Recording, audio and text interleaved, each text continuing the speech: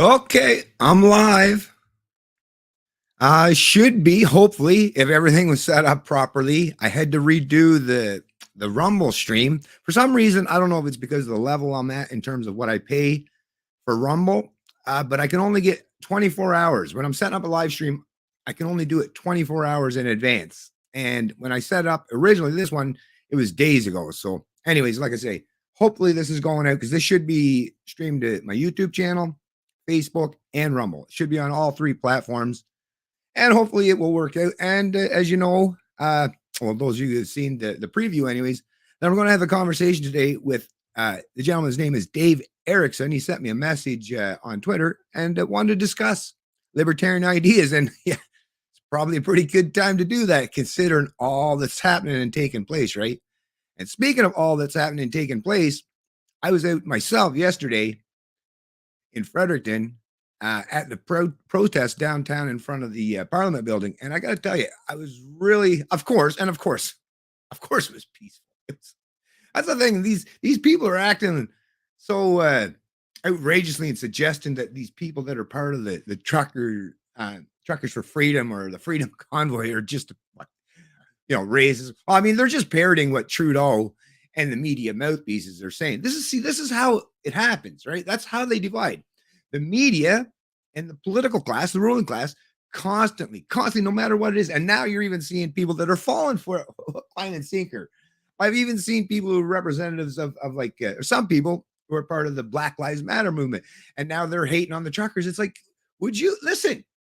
The truck drivers or those people would be standing in solidarity with you folks in defense of your freedom. Because really, at the end of the day, this is the thing.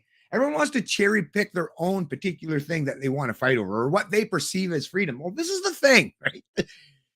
Shocker here, but I'm going to let you in on some information. Although you folks know this, I'm hoping others will catch on, though. Is freedom, it means a whole lot of different things to a whole lot of people. But at the end of the day, there are some very, very simple, right?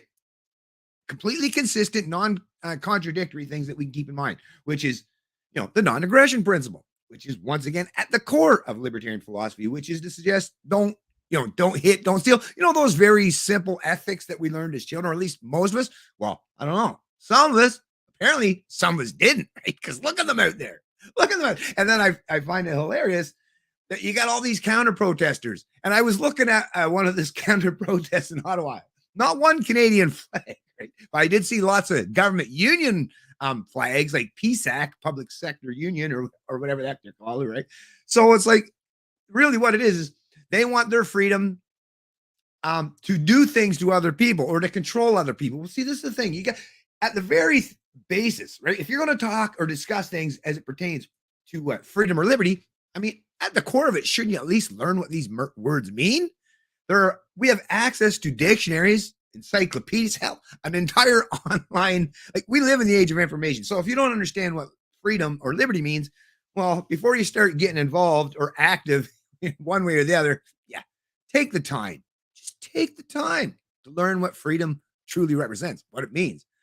Because that point, I believe if people, and I've said this for so long, clarity of language gives people clarity of mind and thought. So let's clarify the language. What are you talking about with freedoms? If you were talking to some of these counter protesters or whoever the people are that are railing against the Truckers for Freedom, right? I would ask them, well, what is your idea of freedom, right? Anyways, like I said, I'm just going to give time here for Dave to get in there. I see. Okay. Message is sent. Can you please send the uncompressed link? Uncompressed. Let me just see. Uncompressed. This is the only link. I'm going to send it again to you, Dave, but there's only one link I get. I don't get a whole bunch of different ones. I just get one. I'm going to send it to you again. Yeah, that's weird. No, it still should have showed up. Let's see here. Let's try that. It should work from what I gather. It should. Anyways, while I'm waiting, I do see there's someone in the chat. Let's see what's going on here. Look it up. LOL. You're right. Yeah, right. It's true. It really is true, right? You gotta learn the language. That's the thing. What it is, what I see the problem is these days, and it's because of the education system and those in the media, is you got people that are basically talking two different languages here. Anyways, I see Dave is joining us here, so let me just bring him into the stream. Hi. How you doing, Dave? Yeah, I'm here. Right on. I'm not centered, but I'm here. That's all good here. Actually, I'll bring us out a little bit in a different angle here to help things out. Okay. Anyway, so like I was mentioning there before you came on, I was just mentioning to the people that you were asking, we had a little bit of a Twitter exchange in the message, and you were kind of interested in learning about or discussing, I should say, libertarian ideas.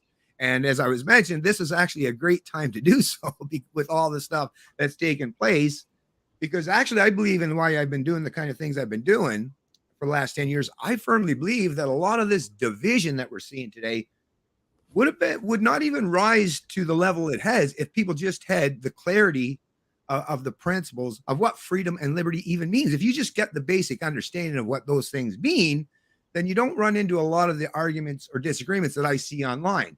The big difference I started with usually and typically is when you're talking about freedom and liberty, there's such thing as people put forth the notion of positive rights, which I suggest it's a non-starter to begin with, because to suggest that I have a right. So when people say I have a right to health care, well, if you think that through, right? I mean, it sounds good as a bumper sticker, and I know growing up in Canada, I believed it too, right? I have a right, but that's the thing. Once you grow up, and you're an adult, and if you're a male and your balls start dropping, and you actually start thinking a little bit more critically than a child does, which I'm not trying to insult children. At least they are inquisitive and try, right? At least they try. But they're curious. Yes. But at some point in time, you got to start thinking about them. And like I say, it doesn't take too long to think, well, wait a minute. If I have a right to healthcare, wouldn't that by natural extension suggest that doctors, nurses, or anyone in these professions are obliged, right? I have the ability to force them to provide these things for me. And if that's the case, well, what's the difference between that and slavery? Anyways, what are your thoughts on what I'm saying so far there, Dave? It all makes sense to me. The first thing I would say is that the first thing that drew me to libertarianism as a philosophical starting point is the NAP, the non-aggressive principle. And I think, a society that has a free exchange of ideas is always going to have conflict.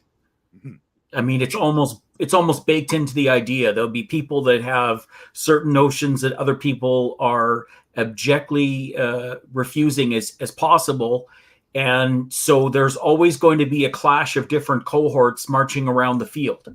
For sure. And matter of fact, actually, if you shrink that down, here, Dave, sorry to interrupt you there. Yeah. But you would find that exact same thing in the microcosm of the family. Correct? Of course. Right? Yes. And, of course, over time, the teenager gets the green hair, goes goth, goes emo, hates mom and dad, then wants the car keys. I mean, we all go along and progress in life, and we look back at ourselves in utter shame and disbelief, from time to time.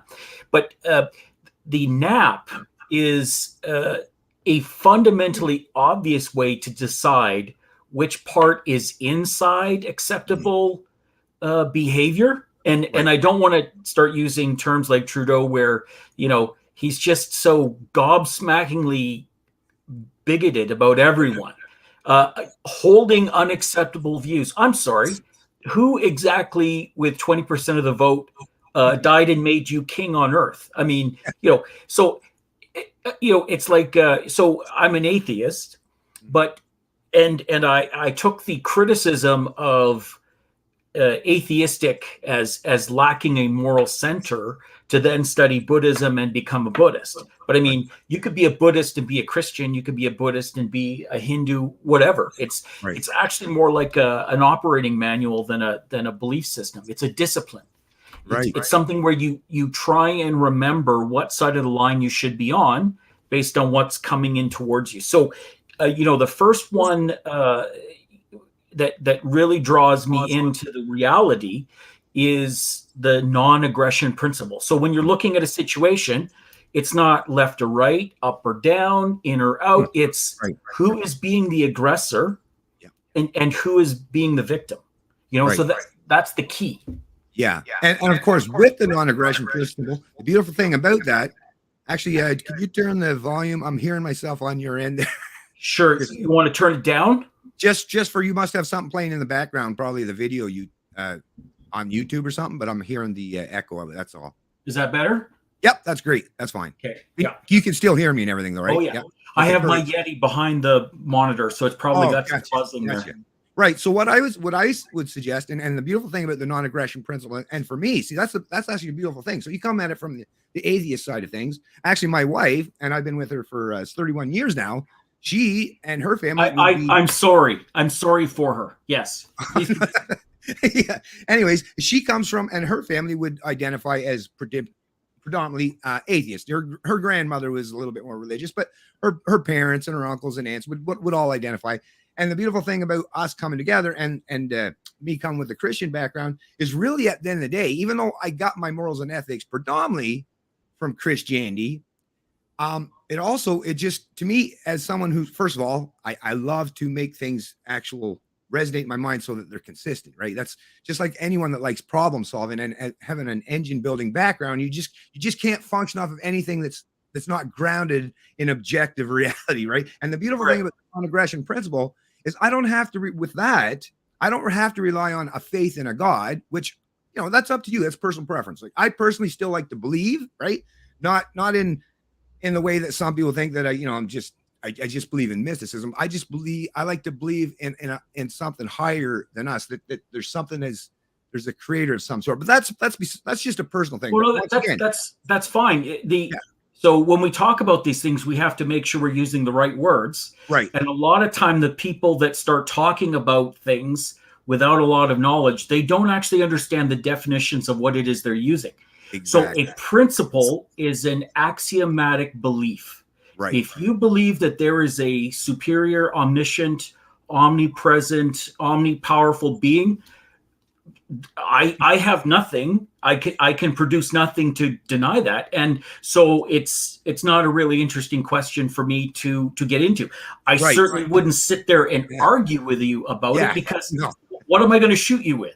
Exactly. Actually, that was just a point to lead up to actually my bigger point, which was that no matter where you get it from, and like I say, my wife got it from, well, she would say mostly atheism, but her grandmother got the same kind of ethics.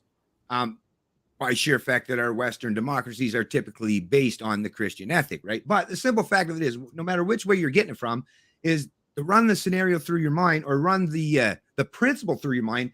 Is it universal? Is it consistent? Is it non-contradictory? Because to me, that's the thing that matters most, which is why when you try to put forth the positive right things, like to have a right to healthcare, well, no, you can't universalize that, because we can't all have a universal right to go around forcing people to do whatever we want. Because the minute you're forcing people to do, well, then you're just accepting that we're just going to live basically in the state of nature where might makes right. And I mean, if that's the case, to tell you the truth, the people that would benefit from that kind of scenario aren't typically the ones that are railing for the advocacy of the state. They're the people that can get by pretty well on themselves, or without having the state so much involved in their life. But like I say, as long as it's universally consistent, which is self-ownership, property rights, and the non-aggression principle, that to me, it doesn't matter where you come from. And I never found it really comfortable in myself to talk to other people and use God as a means to, because it really is something that you can't consistently universalize, because like you said, I can't prove there's such thing as a God, nor can you prove there is no such thing. So why would you start as your basis point with something that you're both going to be confused at, and it's going to be a really difficult challenge? Whereas with the non-aggression principle, like I say, whether you come from the atheist mindset or just someone that's inquisitive and doesn't take any particular side or have any religiosity in their upbringing, like I say, you just run that through your mind. Just like with mathematics, the beautiful thing I love about mathematics is it's consistent. Whether I'm sitting here in New Brunswick, 2 + 2 is 4, or if I'm on the other side of the planet.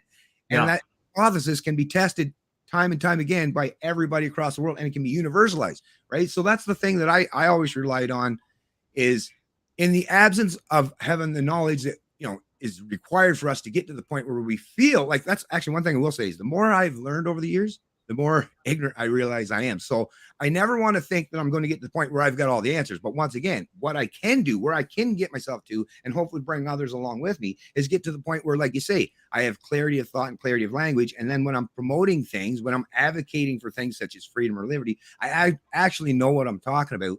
And I'm not, giving other people fodder to push or to throw back at me. Because that's the thing I see today, is there's a lot of people who are distorting the meaning of freedom and liberty, which causes them, like I say, to fight against each other. And before I brought you in, because of that, it's like two people are speaking two different languages to each other. So yeah, it's going to be really hard for us to come together and under any umbrella of unity if we're basically speaking two different languages. Right? I'll give you an example, and I'll go back to Hitchens, Christopher Hitchens. Yeah.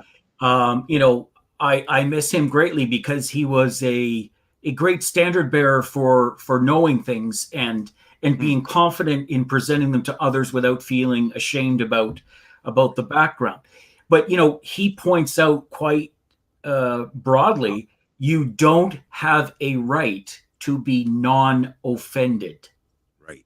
You don't have a position where nothing evil or bad in your personal view should be forced in front of you. I mean, it's an absurd line to draw in where we cut discourse. I mean, and he makes some very powerful arguments about, okay, let's say you did that. Then what you're really doing is removing from your hearing, removing from your sight, dangerous views from other parts of the world that may in fact impact your own life right away. Like the COVID virus came from a lab in Wuhan.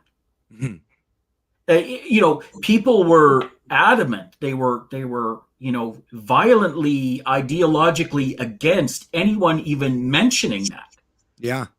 And now it's fact. I mean, it's literally, apart from, a signed confession from Xi Jinping, it's basically the obvious.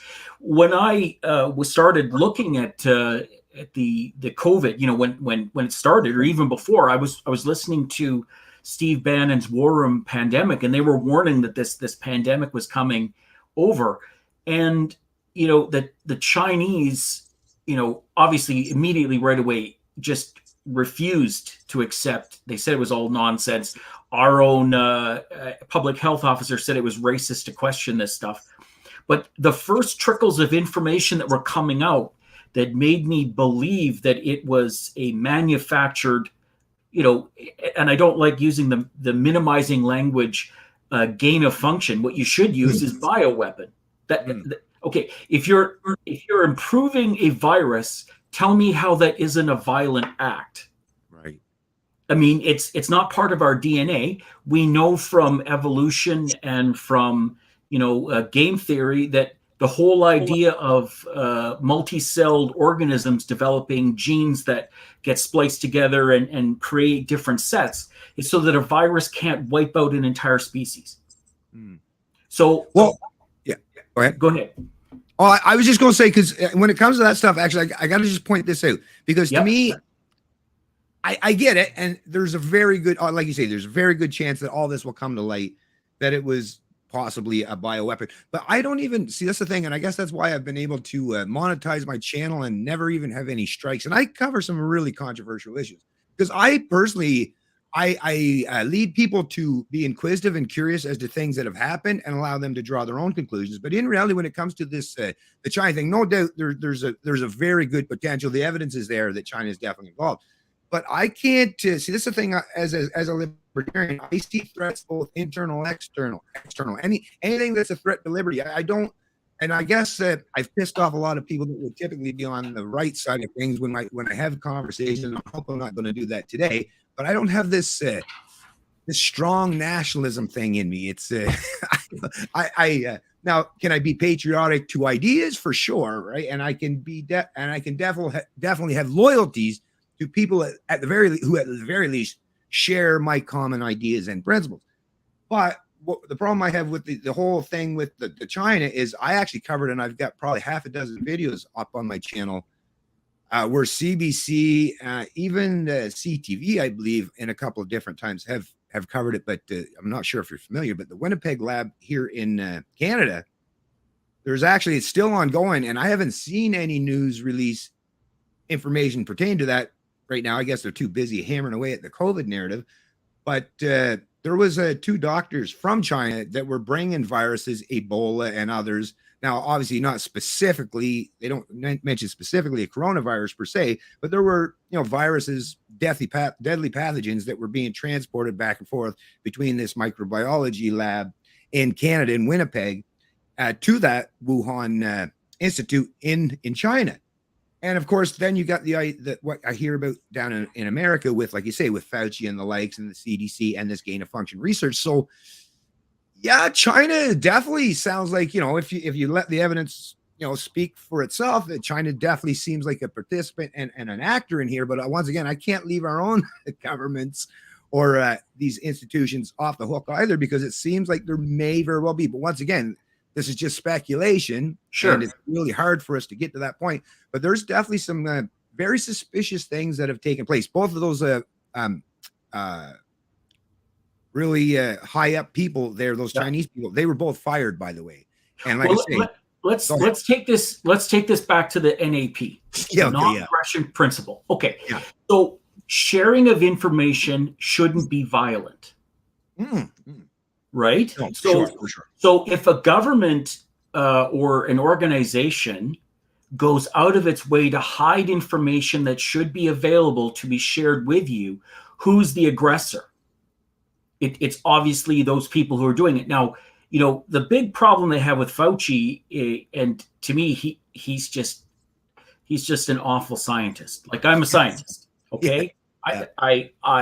I look at things in the natural world and I try and figure out how to apply them. Right.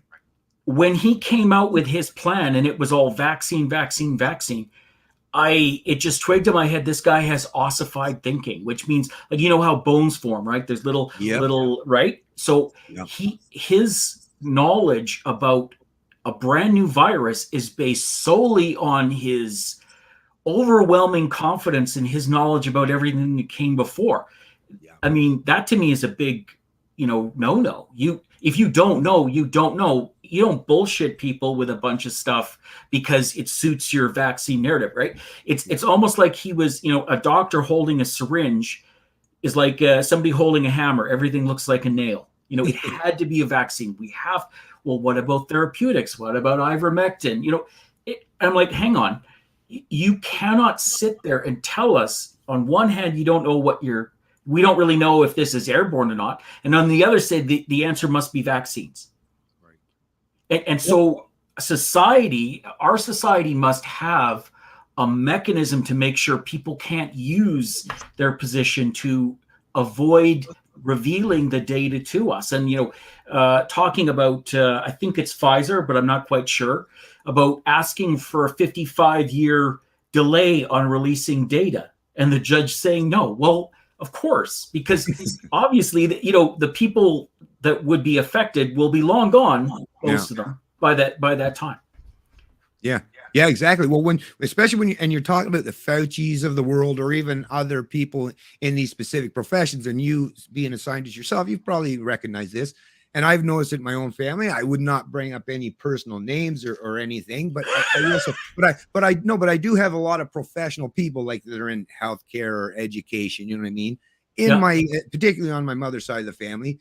And it is one of those things that I've noticed that my whole life. And it's something that I've always been quite curious about, because I don't even know what gives people like myself this, unless it's just, like I say, the exceptionally curious mind. I don't know, but I've always noticed that the people in these positions really, really, really articulate and good in their field, but in a manner almost, from what I've seen and noticed, and once again, just my own personal observations, but I liken them to, and not to do this in an insult way, just to kind of paint a picture of the mind, is you can train like animals to perform amazing stunts, right? And acts, and just something that just gets entire audiences, thousands of people just standing on their feet cheering in awe of what it can do. So great. But once again, you take that seal, right, that's bouncing the ball, and then you say, okay, now go set the table. I mean, then you find out real quick. It's like, yeah, that seal was really, really good at bouncing that ball. No seal. Matter of fact, most humans would pale in comparison in the amount of times that seal could bounce the ball. But once you set them outside of that particular area or where they've been trained to repeat and regurgitate, which is once again the difference, the critical difference that I've noticed over my life is that the people who know how to think and people who have been taught what to think. That to me, I think, is the biggest distinguishable difference. And I've always been curious is what is it about people like myself or others? There's many of us obviously in this world that has this yearning, this need, this desire to challenge preconceived notions or orthodoxies, to at least just to, like I say, for personally, I just find, like I say, I have an inquisitive mind and I love problem solving. And once again, the problem solving thing is easy, just like with engines. I can't wish, right, to get more horsepower. I actually have to figure out all the things. It's not just one component. It's not like, I'll just buy a bigger camshaft. Actually, that's the beautiful thing. Even in the engine building, I've said this before, I'll try not to take too long with this, but there are people who build engines, right? And they were taught in school how to build an engine. Here's how you take a cylinder head off. Here's how you disassemble the valve springs and you put them back together. And you can become really efficient with that. But once again, ask that same person now, extract 15% more horsepower out of that same cylinder head. They don't know because they're not looking at it from the fundamentals. What does the valve represent? What does it do? How much does it affect airflow? What is the size of the combustion chamber? How far do those valves travel down in comparison to the top of the piston? All these things, you have to take, like I say, a multitude of factors, put them all in your head, jam them in there, and try to somehow assemble them together so that you can start to see the actual puzzle for what it is. That to me is something that for most of my life, I've had this knack. And like I say, I attribute to the fact that I was more, like I say, an inquisitive mind. But I'm always wondering, is it the education system? It's the chicken or the egg. Is the education system beating that out of the people, or are people just not born with that and it's something that you have to be taught? What are your thoughts on that? Well, you can't argue against nature or nurture. There's got to be both, right? So it comes down to the individual. Well, I'll just segue by going back to how you get a Fauci. Okay. So a scientist who dedicated his life to learning how to do some trade. In this case, it's medicine. He, ran a couple of experiments, reported his results, made some novel gain.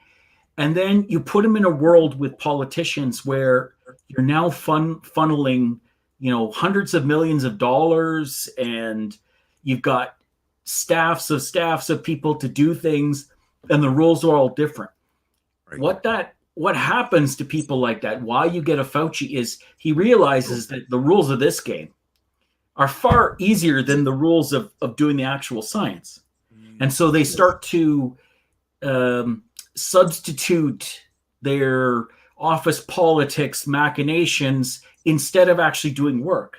And the whole idea of having that job was you're supposed to be the one setting the guidepost, saying, look, we don't know if this is airborne. Let's find out. We don't know, how long it'll last on concrete. Let's get all kinds of concrete and figure it out. So you're right. Curiosity plays a big role, and it's one of the fundamental principles of being a scientist is curiosity. But the biggest one in society has to be honesty. Mm-hmm. Yeah. When did you ever hear Fauci say, "I don't know"? Exactly. Yeah. Right. Yeah. So you really have to question somebody who's become basically a political animal, and the culpability. Like, there's no way the U.S. government gets out of being blamed for their part in this, even if Fauci used Eco Alliance Health and he subcontracted to a mercenary group that subcontracted to the Wuhan lab. But this goes back, to form a loop here. This goes back to the NAP.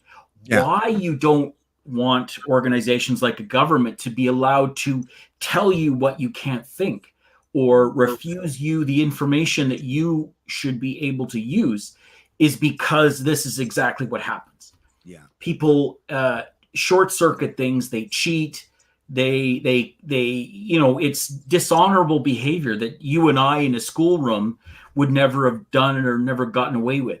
And that's really where the libertarian values, I think, should be coming to the fore. Yeah. It's always hard to sell libertarianism because it seems like it's so far outside the mainstream. But isn't that the whole point? We are trying to demonstrate to people, look, if you just change your ideology, and that's actually a point it crossed my mind to make. So any ideology, it can be good for a tiny distance. But when you try and take it to the extreme, every ideology is dangerous. That there's no compromise when it has to be one system or none. Yeah. Well, can I just a little pushback on the libertarian, because I've heard a lot of people say that too, and actually that's the part that I find actually the most outrageous is when people say that like libertarians are so extreme, because in reality, and like I said, once again, sounds good as a bumper sticker, but once again, if you just dig below the surface level of that, and based on your own personal observations, and everyone, if you went and ask every Canadian across this country personally and ask them, do you support the don't use preemptive force against others, coercion, theft? I would suggest that all of them, except that like some really small group of sociopaths, and they do exist, no doubt about that. There are people that say, no, I love violence. Most people actually, I think it's actually quite normal for most people. It's actually predominantly the true state of nature is people that want to be able to live, produce, provide, live free and prosperous and healthy and happy, while not aggression against people, and not even by sheer fact. This is the other thing. Even people like Ayn Rand and objectivism has helped to expand my mind and understand is you're not even doing it, or Adam Smith in terms of economics, the benevolence of the butcher or the baker. People aren't doing it just because they just want to be nice. And I don't believe that all humans are bad or all humans are good. But what I believe is we're all naturally incentivized to recognize in the environment we live in that if we go around causing harm to others, that is going to reflect what kind of society I want to live in, and then it just entices that other kind of behavior. And then I'm the kind of person that now I've got to look over my shoulder because I've chosen to advocate for living in a society where, for me, for that one-off time, I like to steal, I should be allowed to steal. But once you've advocated for that for yourself, you gain that small benefit. Well, then you start to recognize that as soon as that permeates through your culture, well, now you're going to have to be worried about protecting the things that you want to keep, right? And nobody, even communists, I love there's a little meme used to go around a while ago where a communist was stopped off and there was some convention. He had his bicycle locked up to the pole, right? It's like even these people who don't claim to even respect property rights, their actions speak much louder than their rhetoric. So I think actually libertarianism is basic, the most basic philosophy for how humans can cohabitate, coexist with each other. And like I say, it's a beautiful way. And like, it doesn't matter if you're talking about today or times in the past, when humans have navigated through small groups, tribes, or big, huge societies, we've all come to figure it out and reflect on the fact that, yes, that is the best strategy. It's not a guarantee. There's no guarantee in life. But if you want to greatly reduce and minimize the chances of you having harm brought to you or living a terrible life or miserable, is to live, let live, to treat the golden rule. And basically that's what the non-aggression principle and basically libertarian principles entail, is to treat people how you would want to be treated yourself. So I actually believe that that's the most natural state of where people would want to be. It's just when we talk about these things, like I say, that's why the importance, the definition of freedom is so important. The people even right now, there's people downtown in Ottawa that are counter protesting the protesters, and they're railing against these people that are fighting for freedom. But if you ask every one of them, they would say, is there anything in your life, any freedoms that you would want to stand for? Of course they would. It's just that their ideas are freedom. Sorry, go ahead. The protest is actually a resistance against government overreach, to suggest, after taking away people's liberty for 2 years, that they are being selfish by protesting their liberty being taken away for 2 years is the most absurd statement on the face of the earth. Yeah. To say, so, libertarianism, knowledge, start from math. If a child's possibility of recovery from coronavirus is 99.9999%, because they're just rapidly growing human beings and they can just fight it off. Yeah. Why are we putting them in masks? They're going to get sick. No government on earth. I mean, this is the insanity. People just sort of believe everything they're told, lock, stock, and two smoking barrels. They don't really unpack it all. Masks are basically useless and have been useless. And the science was there if they actually looked. You know, there was a study out of Florida University, and they show, you know, they spray stuff through the mask. There's, you know, bioluminescent films and stuff, and they spray it and it comes out the other side. If you read the N95 specification, it says specifically not intended for use with water vapor. Well, what's breath? What's talking moistly? It's water vapor. Yeah. So, you know, they've been lied to and told that they have to do something by government aggression that is unfair and honestly 100% unjustified. And now the studies are coming out saying the meta study from Johns Hopkins saying we have looked at 30, 40 studies, and they all say zero. Check your mic. Oh, sorry. My mic's off? Mine got cut off for some reason too. So yours might get cut off. It said down on my screen that my mic got cut off. Is yours still on? Yeah, mine's good. Let me check here. One sec. That was weird. That was no problem. But here's strange things happening is not the most.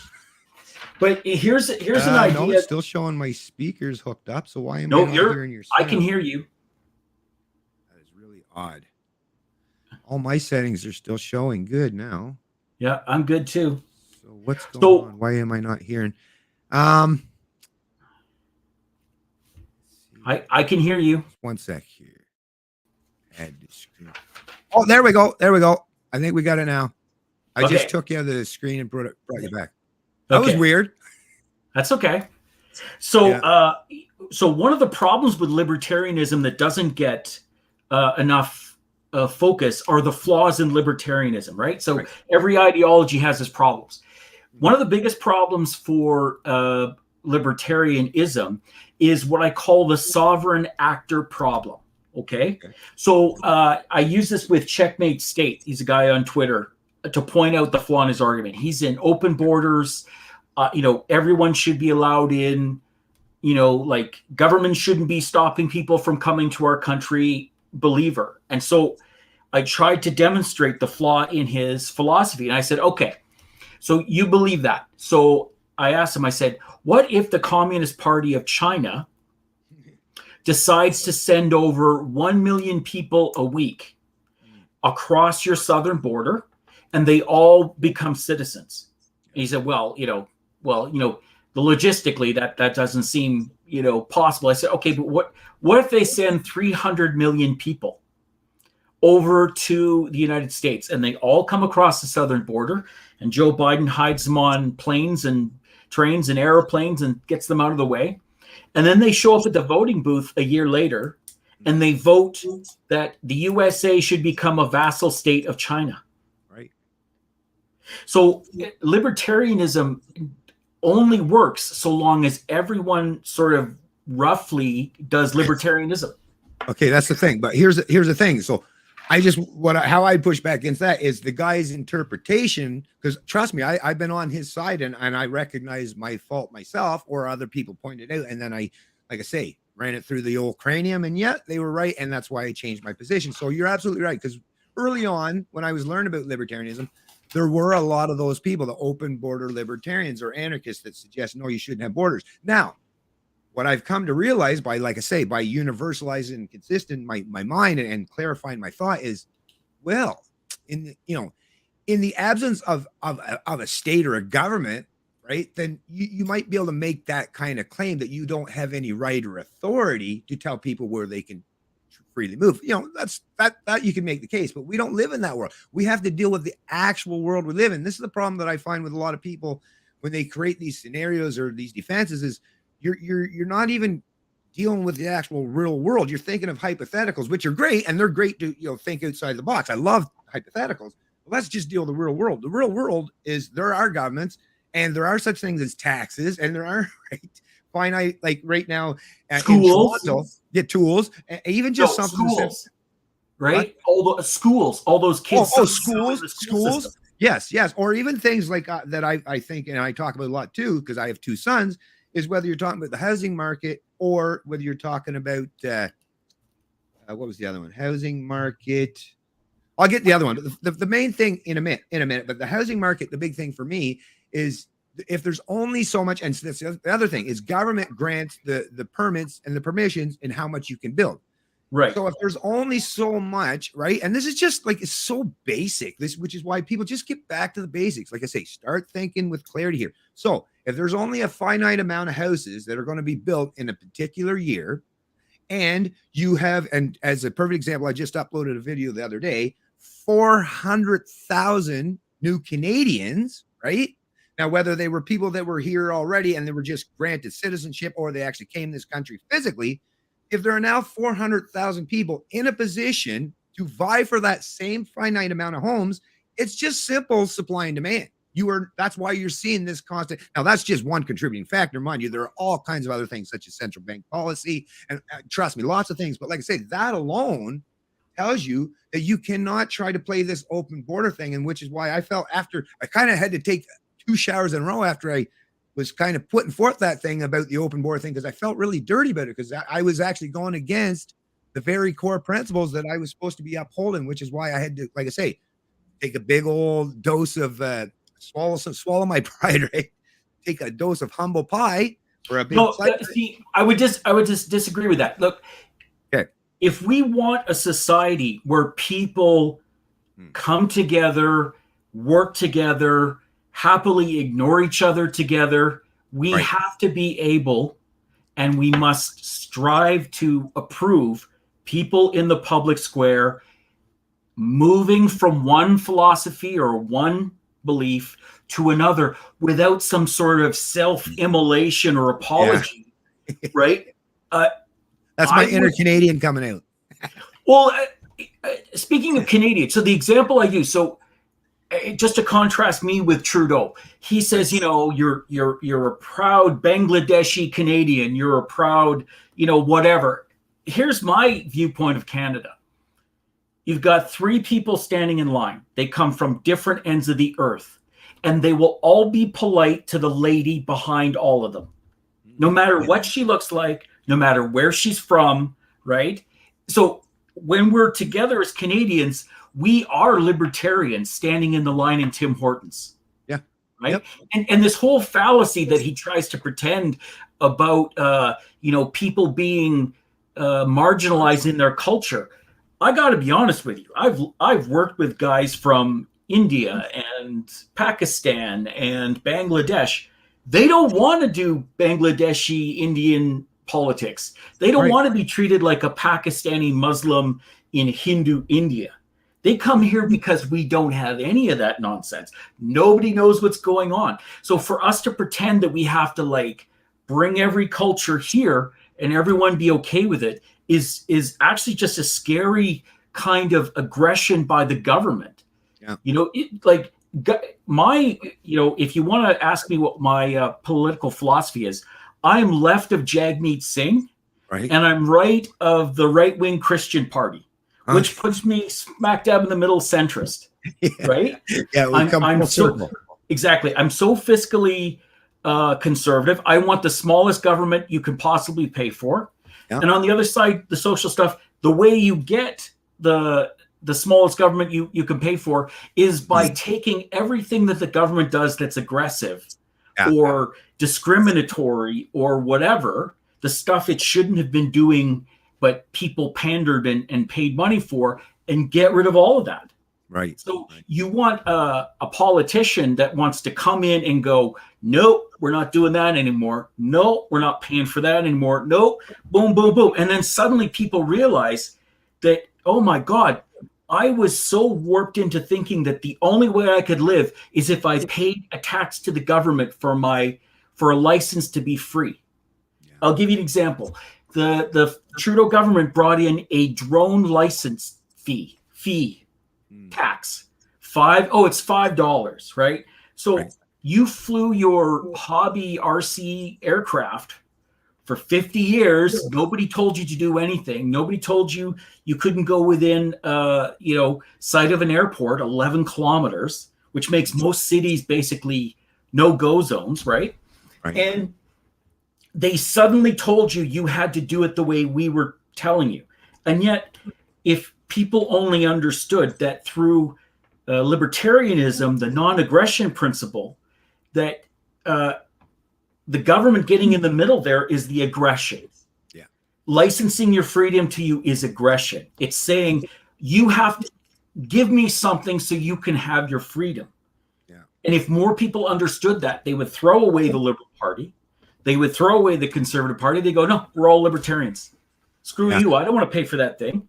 Well, actually, and here's where I see the major fault lies is, and we're kind of coming back, actually speaking of full circle, back to the fact of clarity of language is if people just understood. And I remember growing up and it sounded good. Once again, it's all these things that sound good. And I guess that's how they bring these things, and they become so entrenched in our societies, is because they have a very good way of convincing people to through a lot of propaganda, a lot of programming, but to think of government, like even as a kid, I remember public servants, and it sounds good. They're public servants, right? But I mean, if you, like, once again, run it through your head, how is it that these people that are supposed to be your servants are the ones that actually write the rule? Like, what master, right? If you're supposed to be if there's a master servant relationship, what master says, well, I'm going to give the servant all the power, all the tools, all the weaponry, right? And the ability to determine and dictate what rules they should be. That wouldn't even make sense. Like, so that's the thing. When people are talking about government, to me, the most important thing, if you want to clarify your mind for people, is, and a lot of people use plenty of metaphors, but think about it, is the invisible gun in the room. When you're saying I'm advocating for X, Y, or Z, is when, and as soon as you bring government into the equation, government is force. That's all government is. That is, there's nothing else government brings to the table except the monopoly of force to be able to impose its will on whoever, the citizenry. So really what you're saying, if you're advocating for anything for government to get their hands in or do anything, if it's, like I say, if it's a positive action, then you're advocating for force. And that's the part where, like I say, if people just understood that very basic concept, I've been around a lot of Canadians, I'm sure you have as well. Not very many of them would be very comfortable with saying, yes, I want some healthcare, so I want a gang of people to go over and force those doctors, right, to provide. Because if they said it in an appropriate manner that actually was reflective of the true nature of what is taking place, then everyone else would be pointing to ho, ho, ho, ho, ho. Yeah, I'm not really on board with that using the force thing there. That kind of came out of left field, right? So I don't, like I say, that alone would keep most of this stuff at bay. But because people have been programmed with that mindset that government is some benevolent entity, which is why people like myself have I didn't coin the phrase, but repeat a lot about statism. It truly is a religion, because people have this belief in the political structure and the system and the politicians that's so heavily reliant on things that are abstract impossibilities. It truly is akin. A lot of times when I think about, I'm trying to like deprogram a status, or at least give them information that will make them to think more critically. And I love the lady, she passed away last year, and I love the woman with all my heart, but to me, it would have been akin trying to tell my 95-year-old grandmother that the earth isn't 6,000 years old and God, isn't a gray bearded guy sitting up above the clouds. It would have been next to impossible to do it. And why? Because just like with her, with the religion that she was, and it wasn't even the religion, it was the actual physical churches of people who were trying to interpret the Bible and based on whatever they wanted it to mean, right? But it basically was the same kind of mysticism, that none of it's grounded in any objective reality or facts or anything that's even consistent, where people, once again, in the absence, that's the thing, if you're in the absence of other people to tell you, what to think about something, the beautiful thing about the non-aggression principle, self-ownership, property rights, is that's all you need. Like I say, well, let me just jump in for the defense of the church. Yeah. So we now I'll let you know, my two daughters, I sent them to Catholic church, Right. Because I didn't want them to just get an education. I did want them to be exposed. And every year they had a religious class. And one daughter, she was all for it. The other one, she was skeptical. But at that school, one of the teachers, he made sure to talk about and bring up Buddhism and Hinduism and Islam and all the rest of these things. Just put the ideas in front of the kids. They're the ones that are going to pick and choose what they like. But I'll go to a comment here by Razor of Chickens that talks about a census fine of $500 if it wasn't complete. That's exactly the kind of stuff that government does, because it seems, like you said, it is the purveyor of nonsensical violence that you must do as we say, and how dare you question us for it. The idea that you wouldn't want to give your information to the government has more to do with the unreliability of the governments you've got than it is to do about the whole thing of people being generous and kind to one another. You know, somebody comes to my door and needs a boost, I'm going out with a truck. If you know there was apparently somebody in a shelter that needed clothes, I got rid of everything from the 80s. You know. That's the way people work. So the idea that government has to step in and do things for you is, like you said, it's a programming issue that we, like, you know, I'm a scientist. I was working long hours. I wasn't paying attention to all the critical race theory mumbo jumbo that was going down the pipe. You know, I was assuming people were handling it. And one of the criticisms that's come out of science faculties is, you know, we really didn't do a good job over the decades of representing our viewpoint about rational thought first and critical thinking at the table with all these sociologists and ecologists and all the rest of that, who just started saying stuff that, honest to God, is batshit crazy. and you know, but so back to your point about the sort of belief in government as a religion, technically it's an ideology. It's a mother government mentality that's been reinforced by, like you said, programming, propaganda, all the rest of that stuff. I did a talk with Clint Russell, and I sat down and explained mathematically how they are lying to you about the stats. And I made what I do is I made crappy graphics on Paint. And I do it that way because I'm trying to demonstrate to people I don't need a computer aided model with 3 dimensions and 9 billion colors to put across a very simple mathematical reality. And the biggest truth that they're not admitting to is, since we don't know the population of people that were unvaccinated, untested, and survived every single COVID, we don't know the effectiveness of anything that's going on. They are the vast majority of data is like a hidden iceberg, and so they are lying. They're saying we're improving things. We're not, and their models don't work, and that's why people are angry. I showed a model that explains how one virus takes over from the other, you know, in the domination using game theory. And I predicted middle of January that the caseload was going to go down. Why? Because everyone cheated at Christmas time, went and saw their friends, had a few drinks, you know, licked the toilet seat, whatever they were doing, and it passed around. And Omicron is so much less deadly that, and obviously so much more virulent that people can get it faster, easier, that it just passed through the population.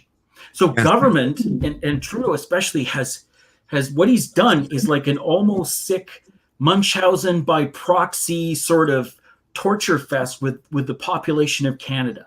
And the people that support him don't seem to realize that he caused a problem, offered a solution, the solution showed up late, and then he claimed victory with zero proof of the data for any of it.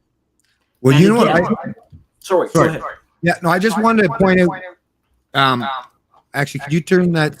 I can hear myself again. No worries. Is that better? Yeah, that's better. Okay. Anyway, so what No, actually, I can still hear myself. It's a weird thing, isn't it, when you can hear yourself? Is that better? Yeah, actually did. Yeah. Okay. I spread it out. There we go. Okay, cool.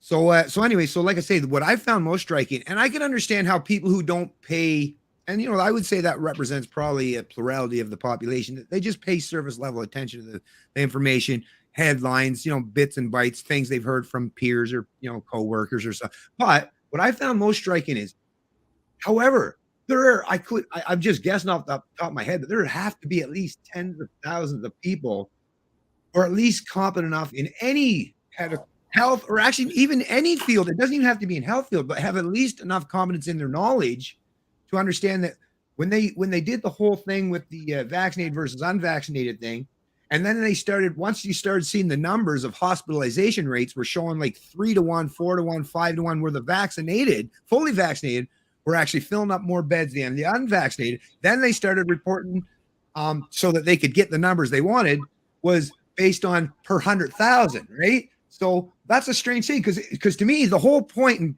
the premise that they initially suggested, even all the way going back to the beginning, was the 2 weeks to flatten the curve was to not overwhelm the healthcare system. And we've heard that message hammered away time and time and time and time and time and time again. So if you're talking about the physical locality and you have 100 beds, right? Forget about when you're talking about this thing, the externality of how many people you may perceive are vaccinated or unvaccinated. But you have a hospital, there's 100 beds, and 80 of them are the fully vaccinated and 20 are unvaccinated.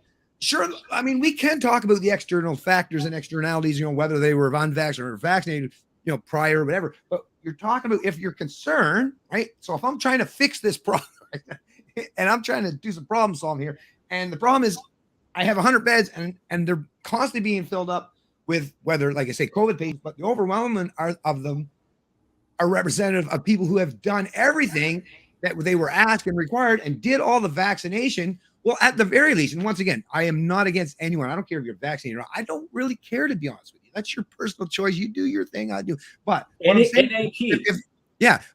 that's your point, then where does the vaccine passport? Where does any of it make sense? Because it's literally showing you in the real world data, in the real world facts, that whether you're vaccinated or not, there's still the potential that you're going to be susceptible to winding up in the hospital. Now, of course, you or I are probably well enough informed and know that, even the vaccinated or unvaccinated, we're not talking about healthy people, right? Whether they're vaccinated or unvaccinated, typically most of the people who are filling up the ICU or the hospitalizations there's two contributing factors that I see. One is if you just basically show up to the hospital and you're tested for positive, well, they consider that an admission. CTV, one of the doctors contributed to them, even admitted that. So basically, you might not even be there for any reason. You might have showed up with a broken leg, but because they tested you and you were positive. So that's one area. And then the ones who are truly like in the hospitals or filling up the ICUs, those are people, once again, who have, multiple comorbidities, typically unhealthy, and maybe have compromised immune. There's other contributing factors, but the way the media reports on that stuff, and I've seen it, and it really grinds my gears when I see them and I hear them. They'll say something like 29-year-old dies from COVID, and without really much to clarify that, or if there is, it's like 3/4 of the way into the article where nobody actually sees it, right?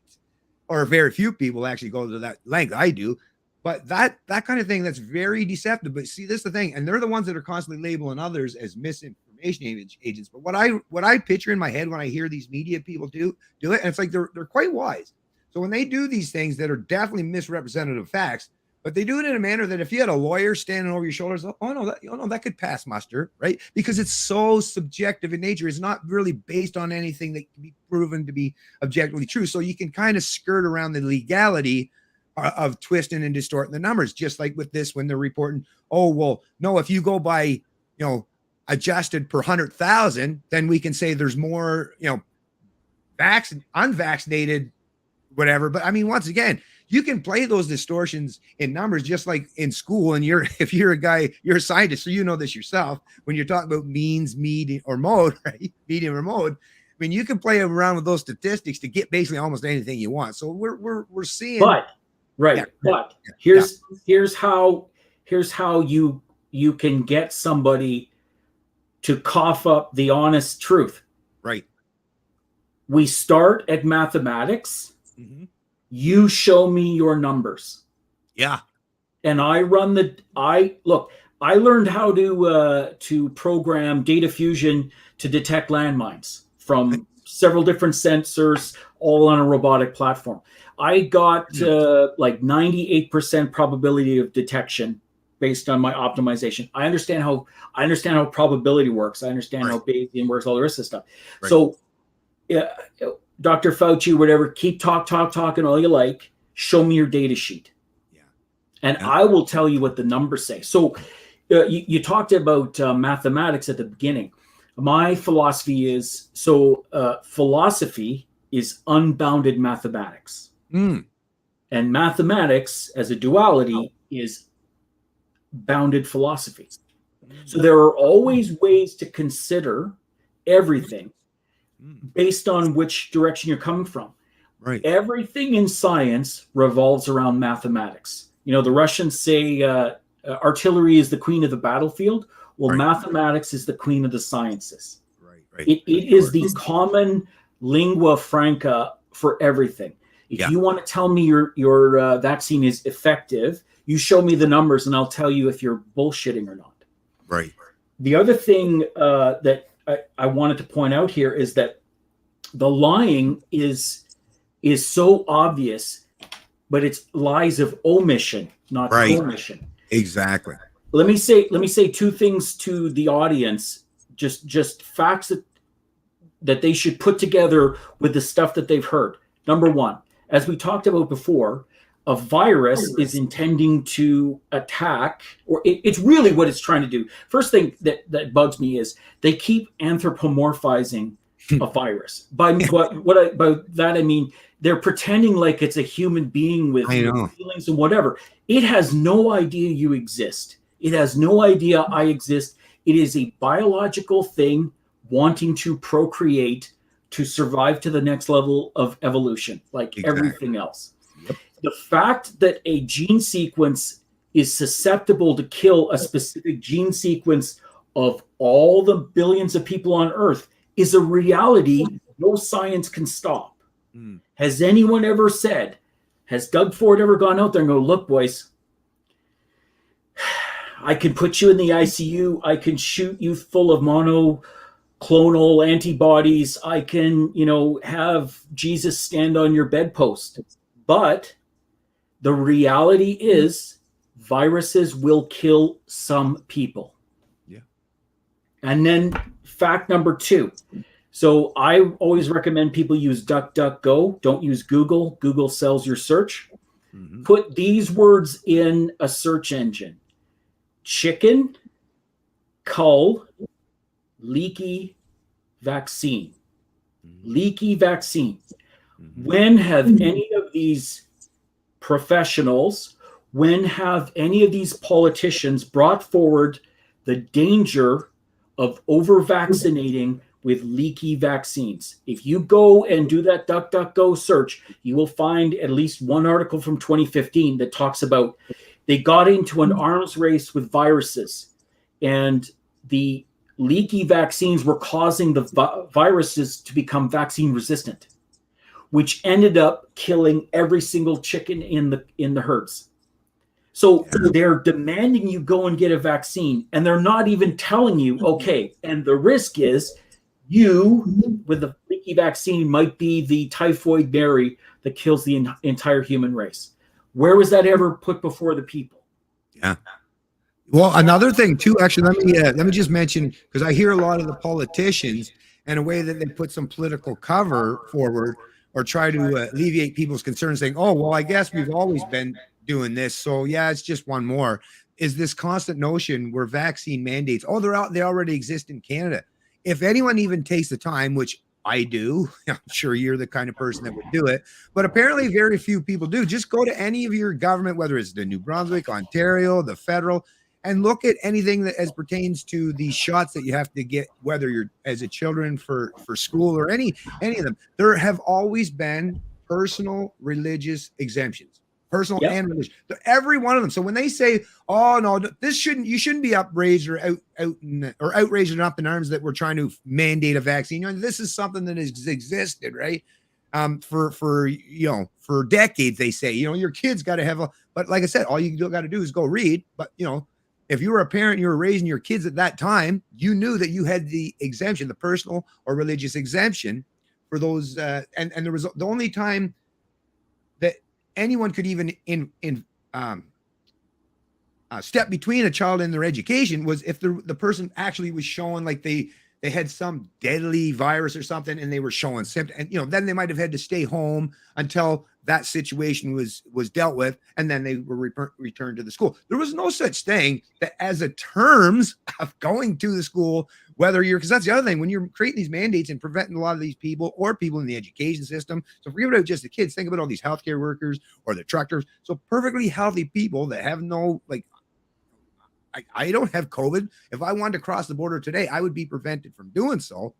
I'm perfectly healthy. I wouldn't be causing any harm to nobody because I have nothing to spread around, but yet I'm being prevented. There is no precedent for any of that throughout any of not just Canadian history, but even if you go back like under British common law, there's no precedent for that at all. And we're talking even, hundreds of years ago when, there was a lot of tyrants that were trying to impose themselves in a lot of ways. But that's the thing. I fear that even though we've advanced tremendously over those few hundred years in so many areas, in so many regards, especially technologically, but it seems what's up here has been almost regressive in nature for so many people, which is why I'm always concerned about the education system and the media, because really when you're talking about that, I rail against the politicians too, but at the end of the day, it's the media, it's the people who are the influence in how people think or what to think. That to me is the biggest role.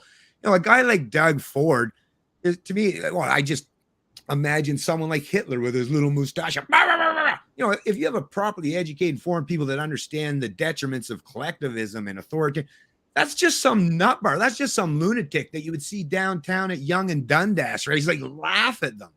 But the fact that we live in a modern, advanced society today, in the age of information, where you have a huge, substantial portion of our population who are willing to go along with this nonsense, that once again, if you just dig below the surface, even the slightest, tells me that, and I like I say, I cannot, it would be easy to label Canadians stupid, but I can't believe that, which is why to me, it's very cult-like, very religious, very ideologically driven. It's people that are willing to forgo their own suspicions and their own inklings that they're questioning these things. They're willing to forgo all that because they want to show allegiance to their tribe or their in group, right?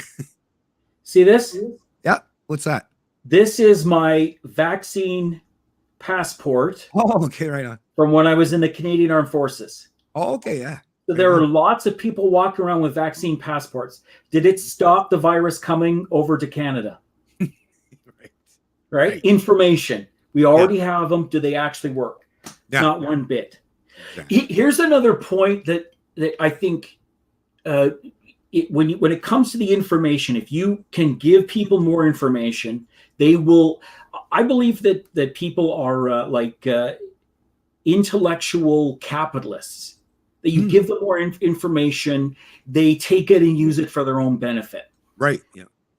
People are assuming that sick people with COVID are like you said, the invisible gun. It's like they're running down the streets aiming a gun at people.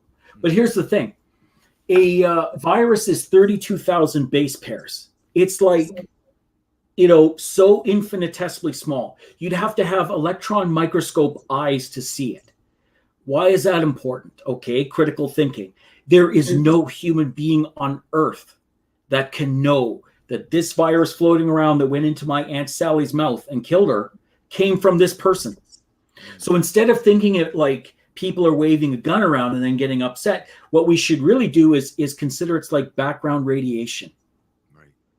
People are sick, barely, or they don't even know. They're healthy people, like you said, the ones without the comorbidities. They're coughing, they're breathing, they're touching door handles, and other people are coming into the space. Tell me, did Dr. Fauci ever tell you he's an expert in fluid dynamics? Exactly. Does he know what an eddy current is? Convection current, right? Does he know anything about fluid dynamics, right? He didn't know that the virus was airborne. He doesn't know how microscopic things fly off, right?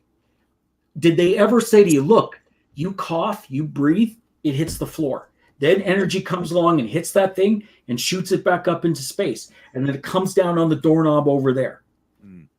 We can't stop that. Right. Yeah. Well, when you talk about the other thing in terms of the, because analogy that I've come up with, because it's hard to get a proper analogy, because there's always outliers too, where it's like, well, that's not exactly appropriate for that. But if you think about just driving a car, I think it's a pretty apt analogy in terms of the virus, right?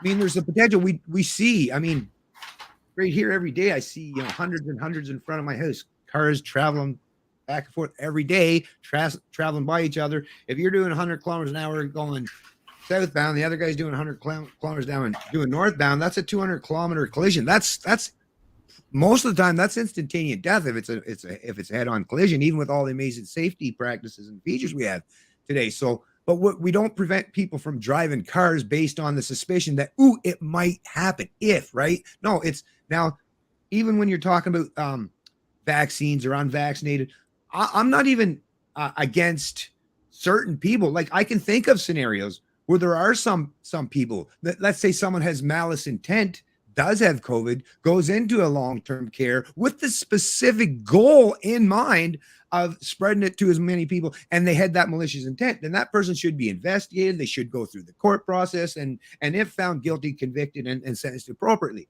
The problem is this constant preemptive punishment and collective punishment. And that's the thing that I found that's of collectivism and these authoritarian regime. And even when I was growing up, is that collective punishment mentality. It's just so destructive to not just society, but to each individual within it. Because once again, if we're all, and that's the beautiful thing about libertarianism, is all those rights, those inherent inalienable rights, all come with personal responsibility as another very core value and principle. So if I choose not to get vaccinated, but during the course of my day, if somebody just happens to get sick, there was no malicious intent, that's just humans living on the earth. It's a terrible, just like with people have accidents, right? Even when people have accidents, was their intent? Was the person doing something with, all these things? Right. So all these things, none of this has been brought to the fore, and governments are basically just ruling by decree now and saying, just by sheer fact, right, that you have chosen not to get a vaccination, that first of all, not only does that magically turn you into a racist, misogynist, right, extremist, but you're also some deranged sociopath that wants to go out and kill as many grandmothers as possible. I mean, it's just such lowbrow thinking, and it kind of disgusts me. I love to see my fellow Canadians that are thinking beyond this stuff. But when I see these people, my fellow Canadians that are falling for this stuff, because I don't like to look at them at all as my enemy. I think a lot of them are just confused. But it saddens my heart to think that there are people that are that foolish or naive or unwilling to question authority in such a way that they can't even figure that stuff out. That should not really be that difficult. But here we are, right? And of course, go ahead, sir. Sir, you're hitting on, it shouldn't be that difficult. So where are the information providers enabling everyone by giving everyone what they have a right to? Let me ask a question of you this way. Okay. If the government, instead of imposing a lockdown first, had come to the public and shown the evidence and said, these 57 studies say that, we go from a 5% success rate to a 45% if we lock down the country. Do you think there would be protesters like there are out on those bridges? No, because people would have accepted it. But so if you think of people just getting sick and passing off viruses as just background radiation, then the idea of wearing a mask is like wearing a parachute when you're standing on Earth to make sure somebody else in a plane doesn't die of a plane crash. Pretty much, yeah. It makes no sense. And unfortunately, you've got politicians who are just easy to race bait or whistle dog whistleblower, or just go on with the patterns and disparaging comments instead of going, look, guys, look, everyone, this is important. This is why we need to do it. And what's worse, talk about NAP and sharing information and government violence. What happens when this all ends up in court? And it comes out that, to my way of thinking, in my humble opinion, I am not a microbiologist, I'm not an epidemiologist. The most dangerous decision that was done for Canada's health and welfare was to allow flights from China at the beginning of this outbreak or pandemic with the most deadly version of the virus. Yeah, well, I mean, that argument could have been made once again for that, but that was not, there was too much politics being played. And actually, in reality, this is the thing about, if you didn't have this big giant monopoly of force or violence constantly micromanaging the thing, the market would have already figured this stuff out on its own. So, perfect example, right? If you're an air carrier and you can't offload your responsibilities to someone else or have someone else to bail you out, which they all typically do these days, anyways. If you were aware as the CEO of said airliner that there's a deadly pathogen or virus that's originating from China, then yes. Now, if you chose to continue to do your routes in and out, your flights in and out of that country, well, there's going to be, there's going to be insurance companies. There's going to be all kinds of special interests or people who are going to want to figure out, is this going to be beneficial? Is it going to be a detriment? And like I say, the market would provide, and the ones who maybe went against, the proper way of doing things, well, those are the kind of people that, like I see, you would see where that experiment would have failed. It would have proven to be, well, that's an ineffective way. But like I said, the problem with these one size fits all approach is just like with you as a scientist. Could you imagine if you were only allowed to have one experiment and you weren't allowed to experiment with any other? You would never draw any conclusion, right? Because if you don't, in a real world environment, are allowed to experiment. And that's one thing I like about the US is they're showing to the world. You got places like Florida and Texas who didn't go into these crazy full-on lockdowns, didn't end up with any worse outcomes predominantly than some of these other states that locked down hardcore. And the beautiful about the republic system too is if I were living in there, you could even travel and traverse to different areas and jurisdictions, which is what's happening, and bring your economic purchases and purchasing power and all that stuff to these different jurisdictions. And then, the people that want to live like, this is the thing about the live, let live mentality. And I've said this so many times for socialists, communists. Listen, if you want your socialism, go right ahead. Nobody is stopping you. This is the beautiful thing about living. If you actually accept freedom for what it means, right? It means you have the freedom to set up your little socialist system or your little commune. You go right ahead. You just don't get to force me to contribute or to be participants to it. And if that experiment, if socialism is so superior to capitalism, then by all means, that experiment will prove that. The results will be right there and you won't be able to deny it. And so if you're a genuine proponent of socialism or communism, the best thing you could hope for is to actually be able to have that, to bring that to put, but they won't. And like I say, just like with the China model and their twist, what they recognize is, you need somebody to produce all that wealth in the first place.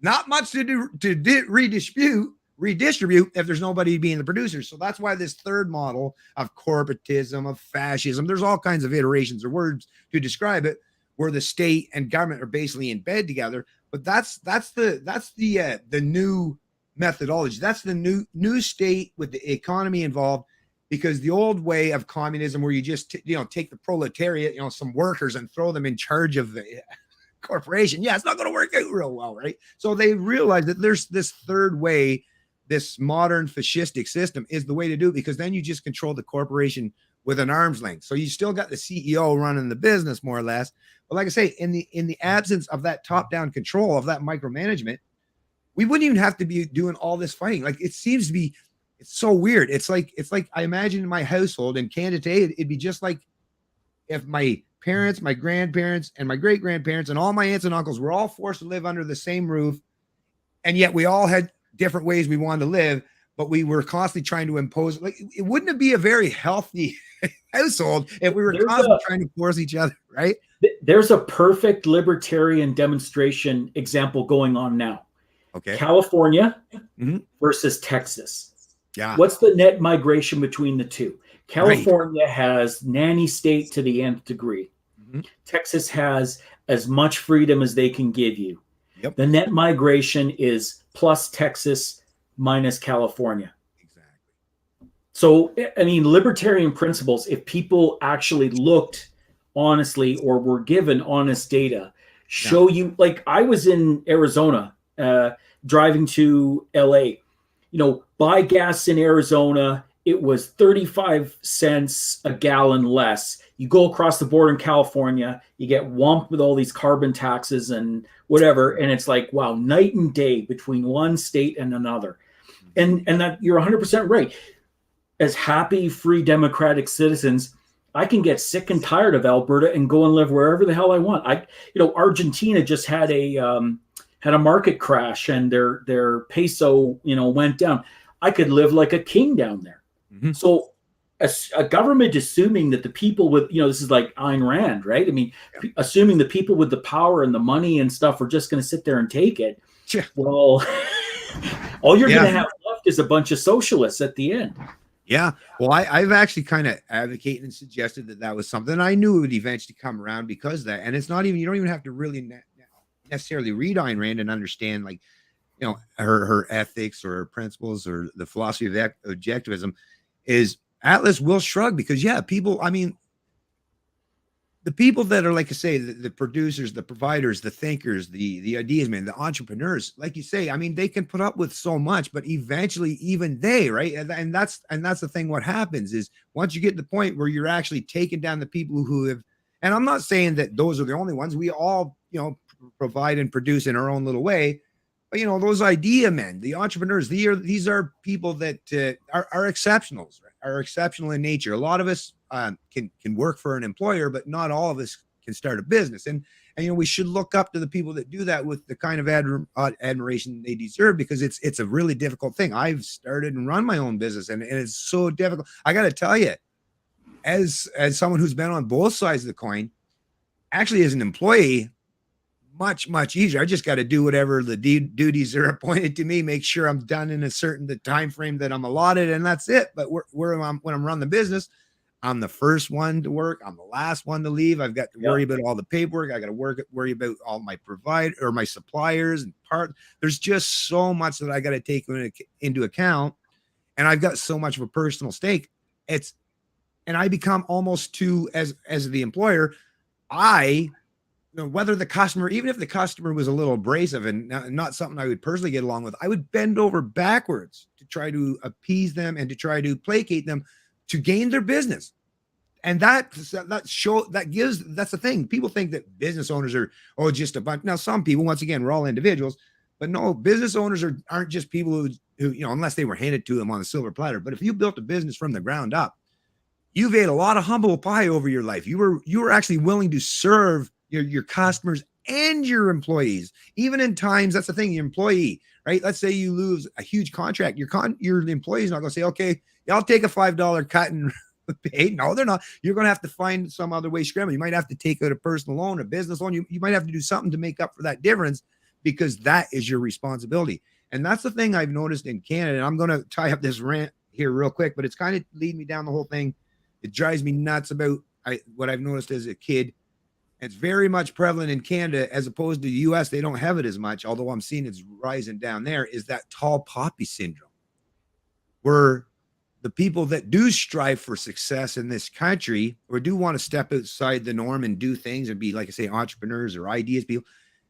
If you look in just the last century alone of that, or in my lifetime, 50 years, is most of those people who have become genuinely successful in their venue of whatever it is, arts, entertainment, or business, sadly, and unfortunately, had to leave this country and go down to the US somewhere, into some jurisdiction in the US to gain that success. Because down in the US, predominantly because of that culture, because of that philosophy, because of that bit of a rebellious spirit and that entrepreneurial mindset, they have others that will help kind of prop them up and build them, because when they see someone else successful, a substantial portion of them see themselves in that. They see that American dream and they want to emulate that. Whereas I've noticed a lot of my fellow Canadians, not all, mind you, but a substantial amount of them, they seem to have that mentality where if they see someone, gaining or achieving some kind of amount of success, they almost like want to tear you down in some way. And I think that's devastating for any society or any culture. Equality of outcome is dangerous. Equality of outcome basically says the government is going to force anybody who's doing better back in line with everyone else. Again, NAP.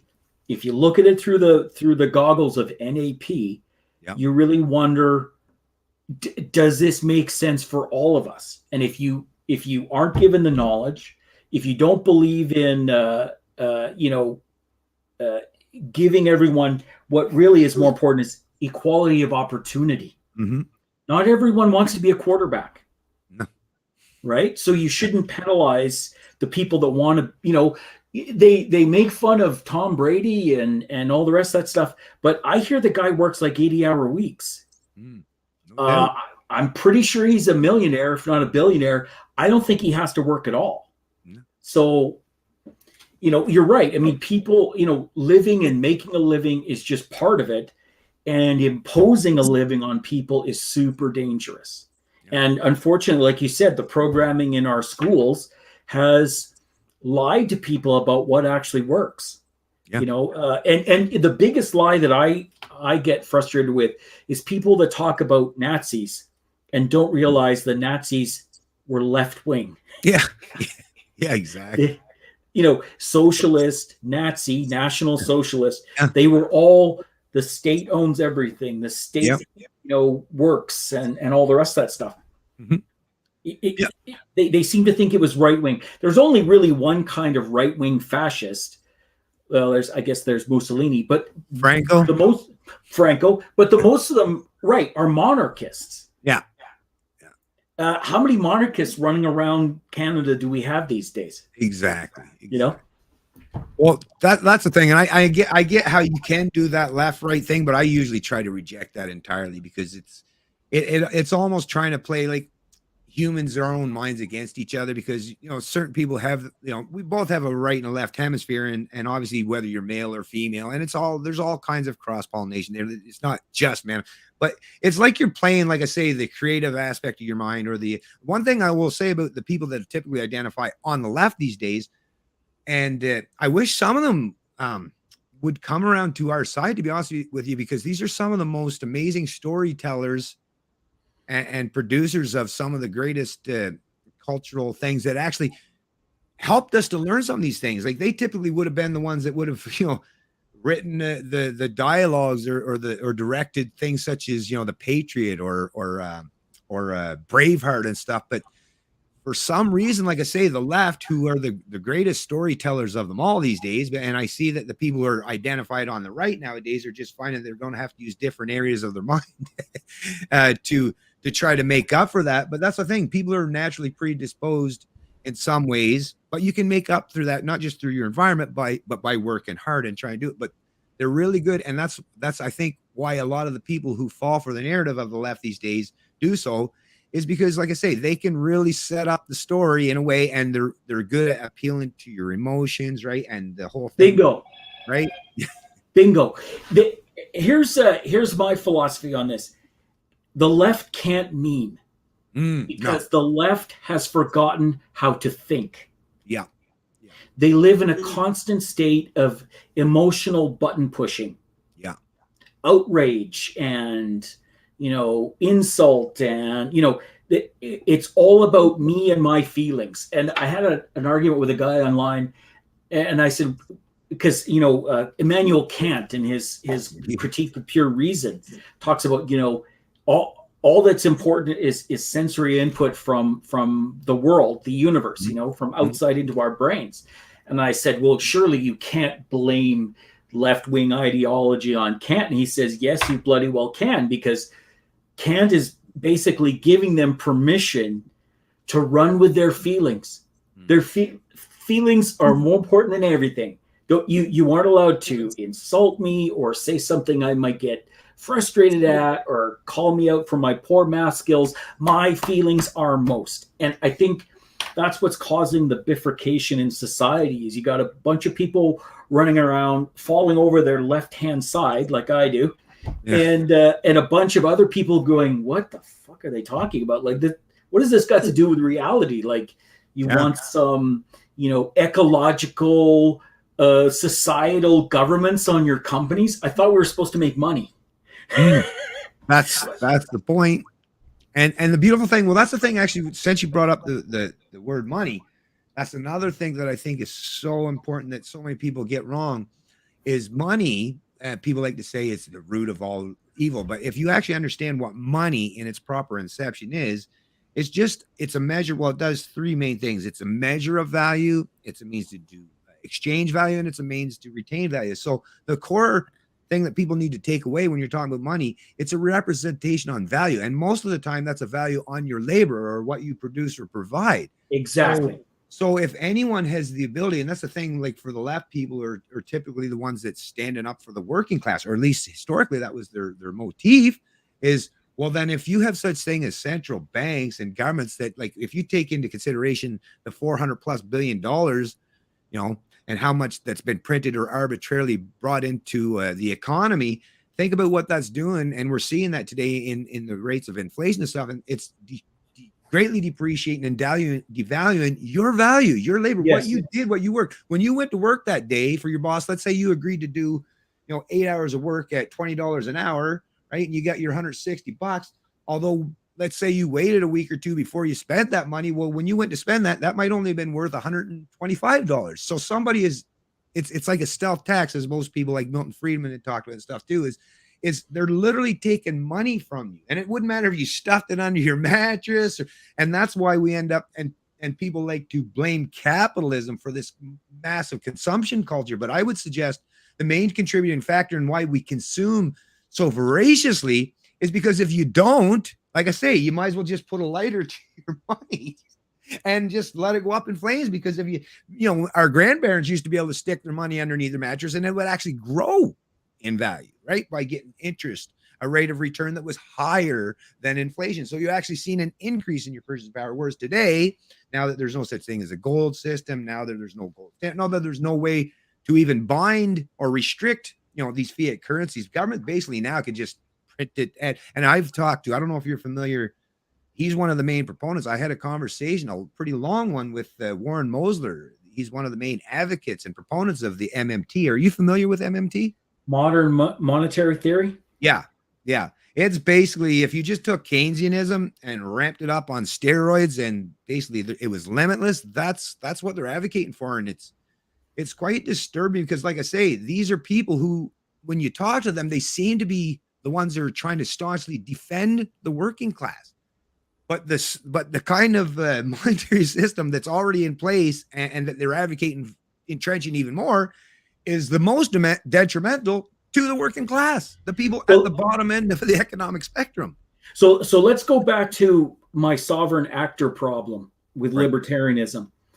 China has devalued their yuan year over year over year. And recently they allowed it to creep up in value because they wanted to take all the money they stole from businesses that they shut down in the West, that had to lock, stock, and barrel sell it all to China, set up shop there, steal the IP, all that whole story. They wanted to now take the yuans that they acquired by unfairly tampering with the free market system and buy valuable assets outside of their own sphere so they could keep the value that they can't keep with the yuan inside their own borders. On the Stephen Bannon war room pandemic, a guy pointed out at the time, this is about a year ago, that the real estate development Ponzi scheme, as it turns out, was somewhere in the order of $64 trillion negative. Like they're building Potemkin villages full of apartment blocks that nobody will ever see. That wasted effort.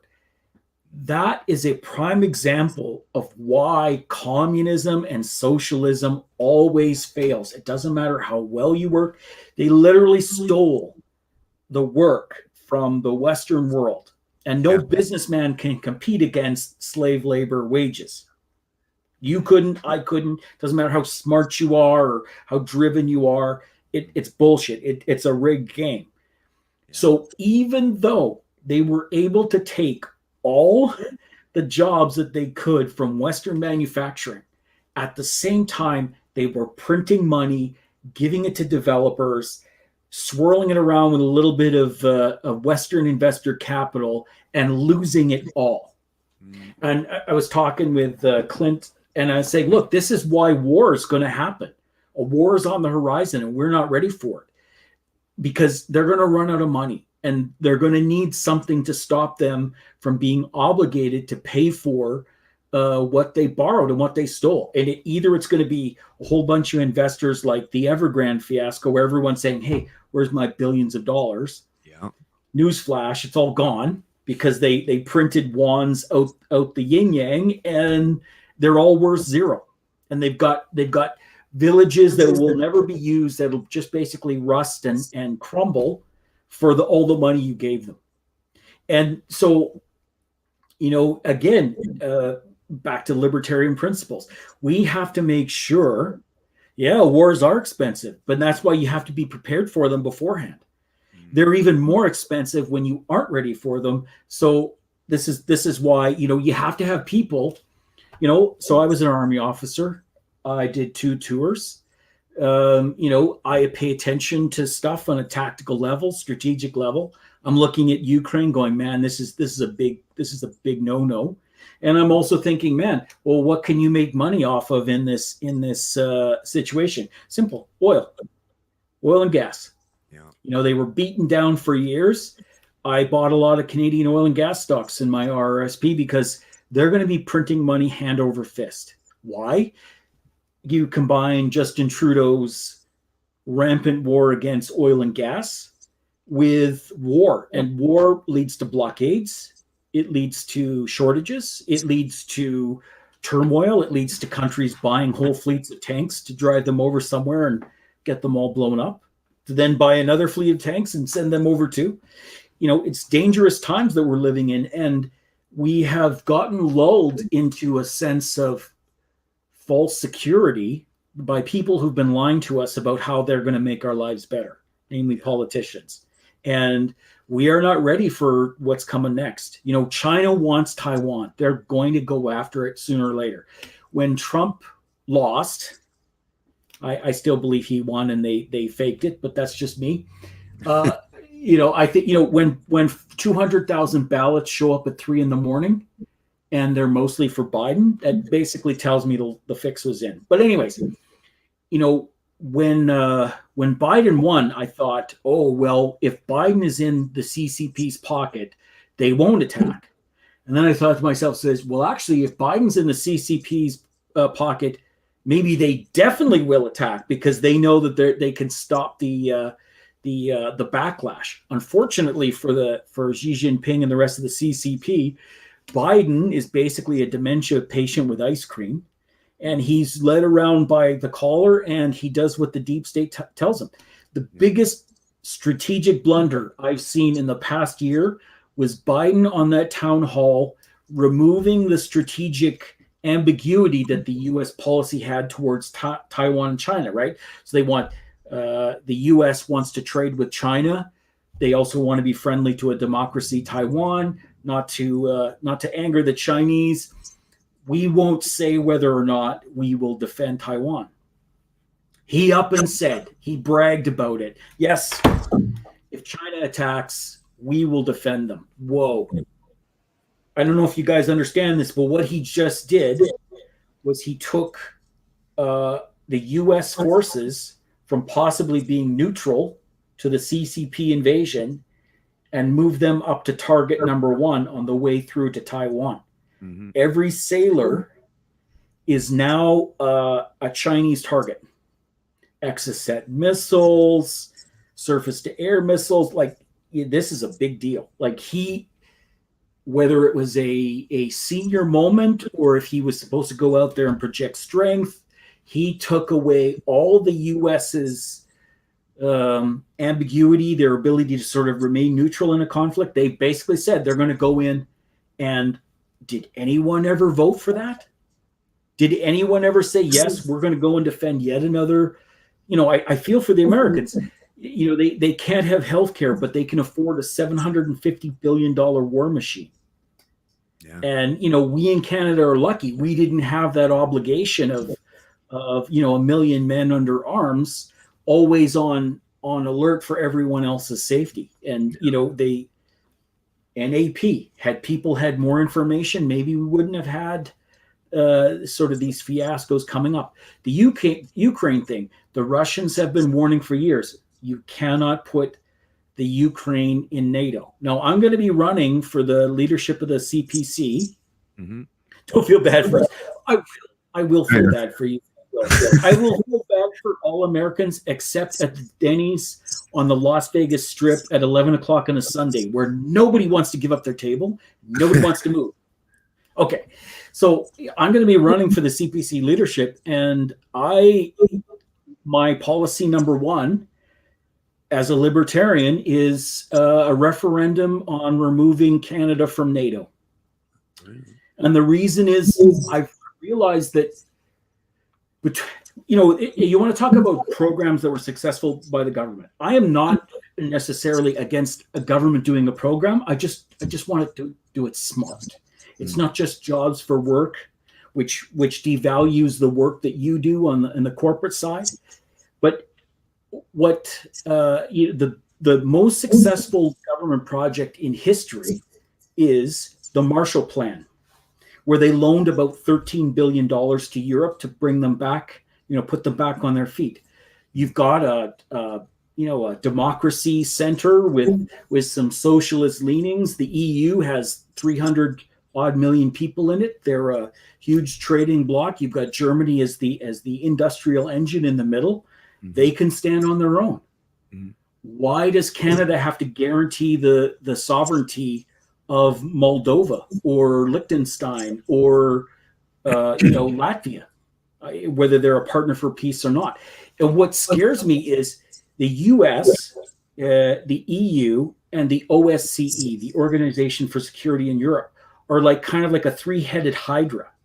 So one of them is telling, the U.S. is saying to Russia, there'll be consequences, and then the OSCE is saying something different, and the EU is going, no, the defense, the security of Ukraine is the security of Europe, and they're not a member of NATO. I mean, the whole idea of the NATO alliance that our grandparents set up was it's defensive for a reason. It's not supposed to be used for expansionist purposes. If the EU wants to fight a war with Russia, be my guest. But Canadians shouldn't be forced to sign a guaranteed check for European expansionism. This is madness. It's truly lost its way. Yeah, well, let me just on the first. I don't know. I'm hearing myself real loud again for some reason. I have no idea why. Is that better or worse? Yep.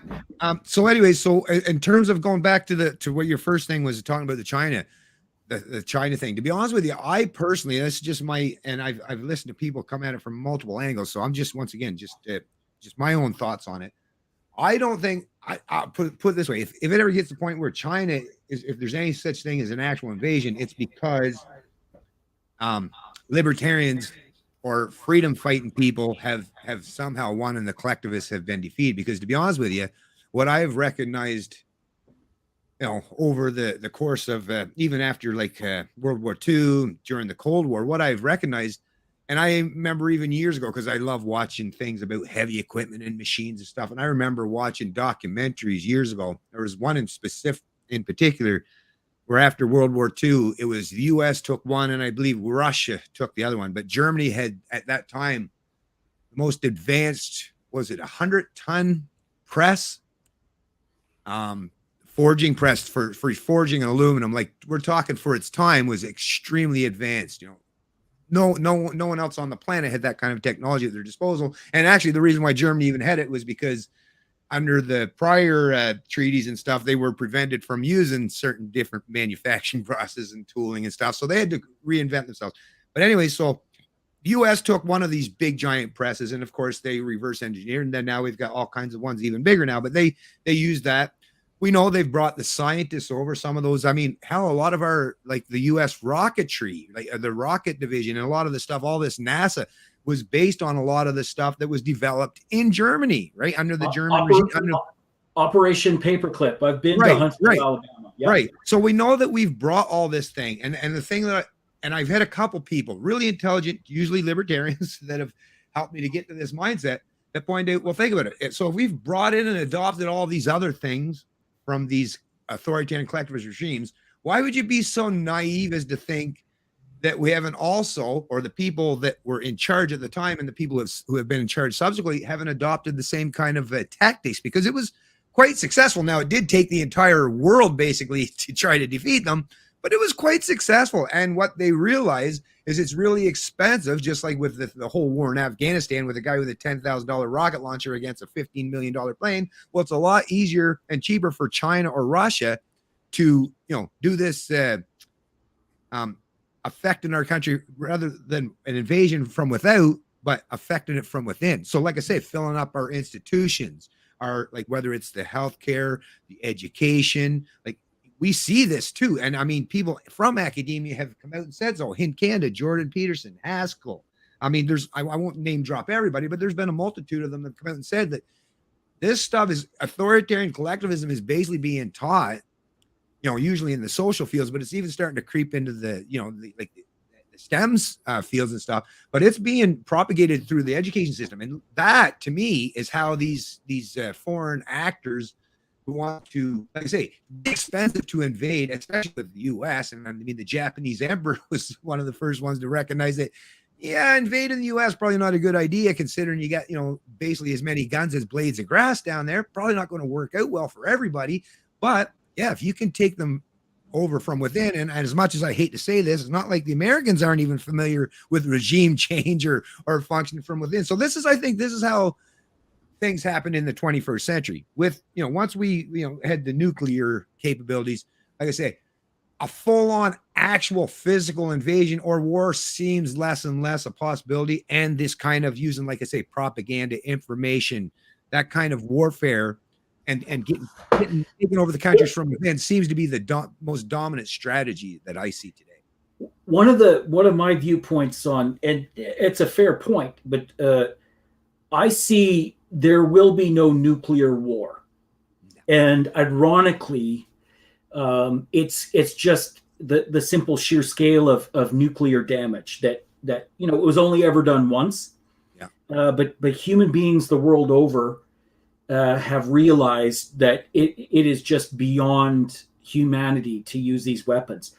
So whatever you see on the battlefield, it will always be either a proxy war or a limited war, because every side knows if you push one side to the absolute limit where they have nothing left other than nuclear weapons, that's when there is no justification to stop using nuclear weapons. So everyone goes into the UFC ring with heavy boxing gloves on and not 4 ounce gloves, because they know that that's the limit. So ironically, while people, again, information and propaganda were taught for years about the dangers of a nuclear war and all the rest of that, and sure, they were close in the Cuba crisis, while we were learning, baby steps of what you do with a nuclear arsenal.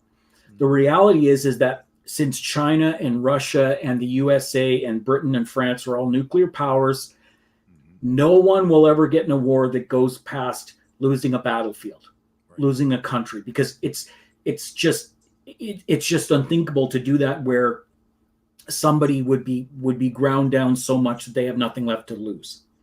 Now, on the other hand, Iran and nuclear weapons being theological, I don't know, if they thought they were losing everything, maybe they might throw one at Israel. That's kind of a weird case. But But by and large, if you look at the major powers of the earth, everything's going to be a proxy war or a limited war on one front or one campaign, just because of the nuclear threat.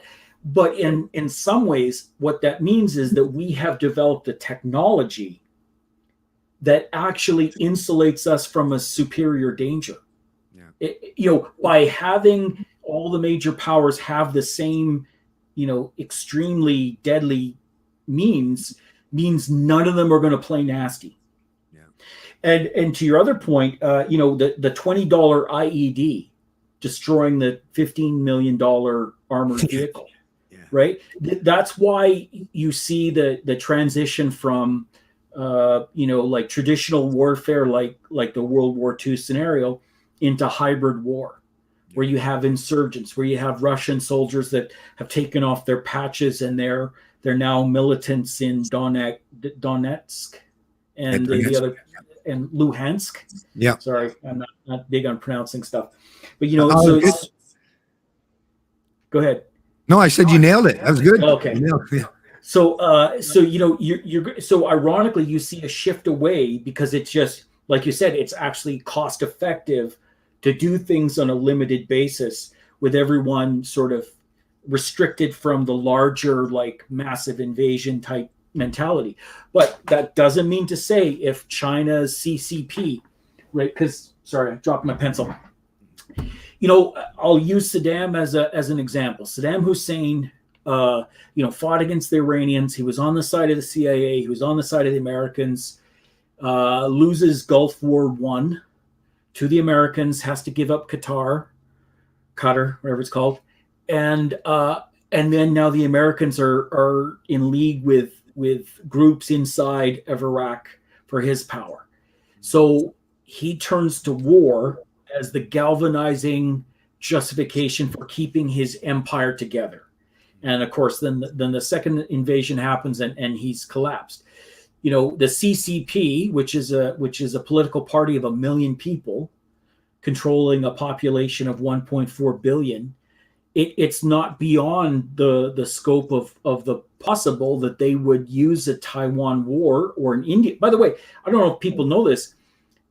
China took over a finger of the disputed territory in India, in Ladakh, near Ladakh, India last year. They moved their forces in, and there was a skirmish, and soldiers on both sides were killed.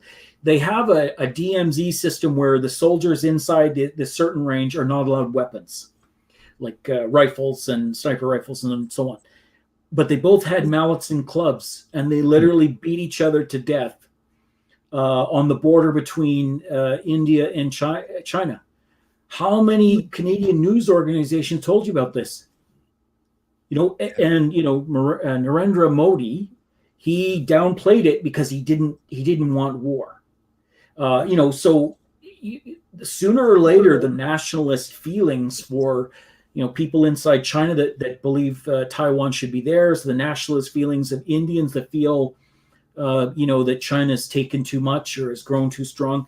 These things come together. I have a theory based on Clausewitz.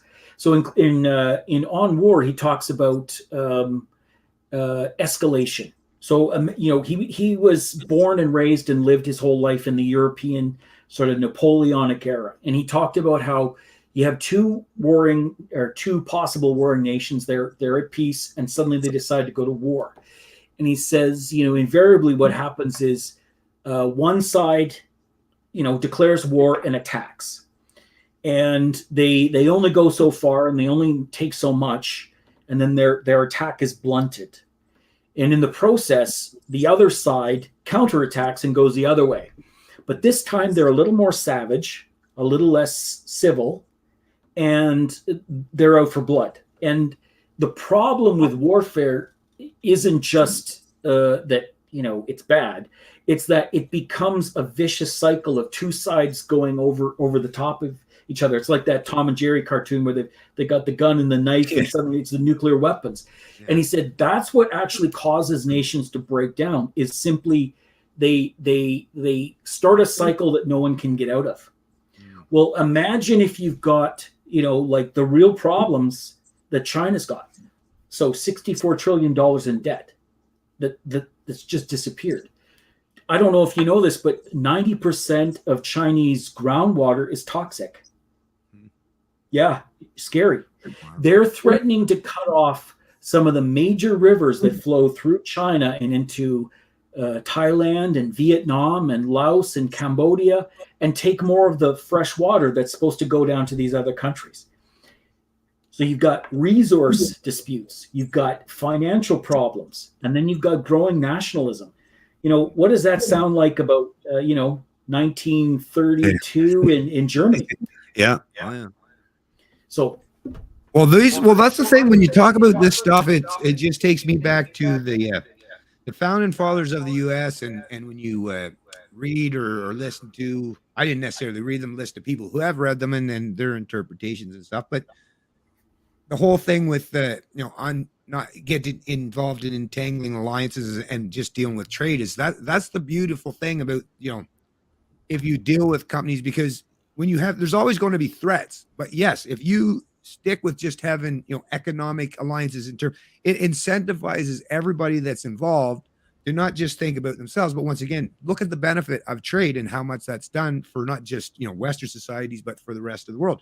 And there's always going to be these threats such as China or anyone else that's going to look to be the most domination. Although I will say, I hate to do this actually, because it's not typically in my nature to defend China. It really isn't. But at the same time, and I don't think, without getting them up to snuff, I think it was hastily done by bringing them into the WTO, but that's long since gone. But as a consequence of them being in there, and a lot of you got to place a lot of blame on a lot of these corporations that took advantage of the fact that rather than having to pay typical North American or European employers whatever particular wages that we've become accustomed to in our Western values and capitalist societies, to being able to have access to these dirt cheap labor markets. So there's definitely blame for a lot of the corporations that chose to get involved in that entangling alliance, because that's the thing. People knew, if you were just stepping your foot in, in terms of trade, it was one thing. But just like with other corporations, if you put your profit solely, which, and I understand capitalism is about profit, but if your profits are at the expense of actual freedom, then it doesn't work properly. And it doesn't matter if it's the freedom of your people or the people that you're using to enslave, because this is this great rise, because then you create this air and this atmosphere that Chinese people can use that as propaganda for their own people to say, look, the West, they accuse us of all these things, but look, they're the ones that took advantage of having access to our markets, and we're the ones that provide them with all of these. We build the actual equipment, the material, the supply, or the products, and they're sending us all this money. And when they do, they're doing the same thing to their own, as they're doing to their own citizens. They're doing the same to me. Now, not saying that China's not at fault too, although China has got a little bit of a different thing with their country. They're kind of fortunate in a way where they have the renminbi and the yuan, so they kind of have a dual currency setup. Whereas the U.S., when we're exporting our dollars to pay for all these things, and if you think about it, we're really not even paying for them, to be honest with you, because that's why the debts and deficits are so massively high. So I can kind of see, once again, not defending China, not defending the model, but this is the problem. This is the direct consequence and result. And Ron Paul was one of the guys back a decade ago that I listened to that talked about this stuff extensively, and it stuck in my mind this whole time. Yes, it's really, really important if you're going to have trading partners, and I'm all about trade. But that's the thing. People like to use the pretense, well, free trade, it has a proper meaning, and it has to be conducive with, there can't be slavery, there can't be force, there can't be coercion involved there, because then you're not really talking about free trade. And when you're talking about bringing in countries who use force, well, I mean, even Western societies are getting so close now with the government running the businesses that they're even creeping that territory. But we've known for a long time that China's model was controlling everything that happens within their jurisdiction. So there had to be people at the time that knew what path it was going to lead, but the money was just looking so good at the time. And I imagine there's a few of them that actually, because I would imagine a few of them actually have a conscience and have probably reflected on it since, and probably not really happy with how things have turned out. Well, to be fair, you're a businessman, put yourself in the shoes. Hi, I'm the leader of China. Listen, I can promise you $1 a day workers. Right. And if you partner with us and don't worry about the details here, but you're a corporation inside China, we're the back end partner you don't know about, which basically means the CCP is pulling money out, corruption out of everyone's pocket, for being such nice guys. By the way, Xi Jinping is a billionaire. They don't tell people that. When you give all the facts to the people, they actually come to their own conclusions pretty easily. Anyways, but listen, not only will we make sure that you can, pay your workers so you can reap these huge profits back in Canada or the United States.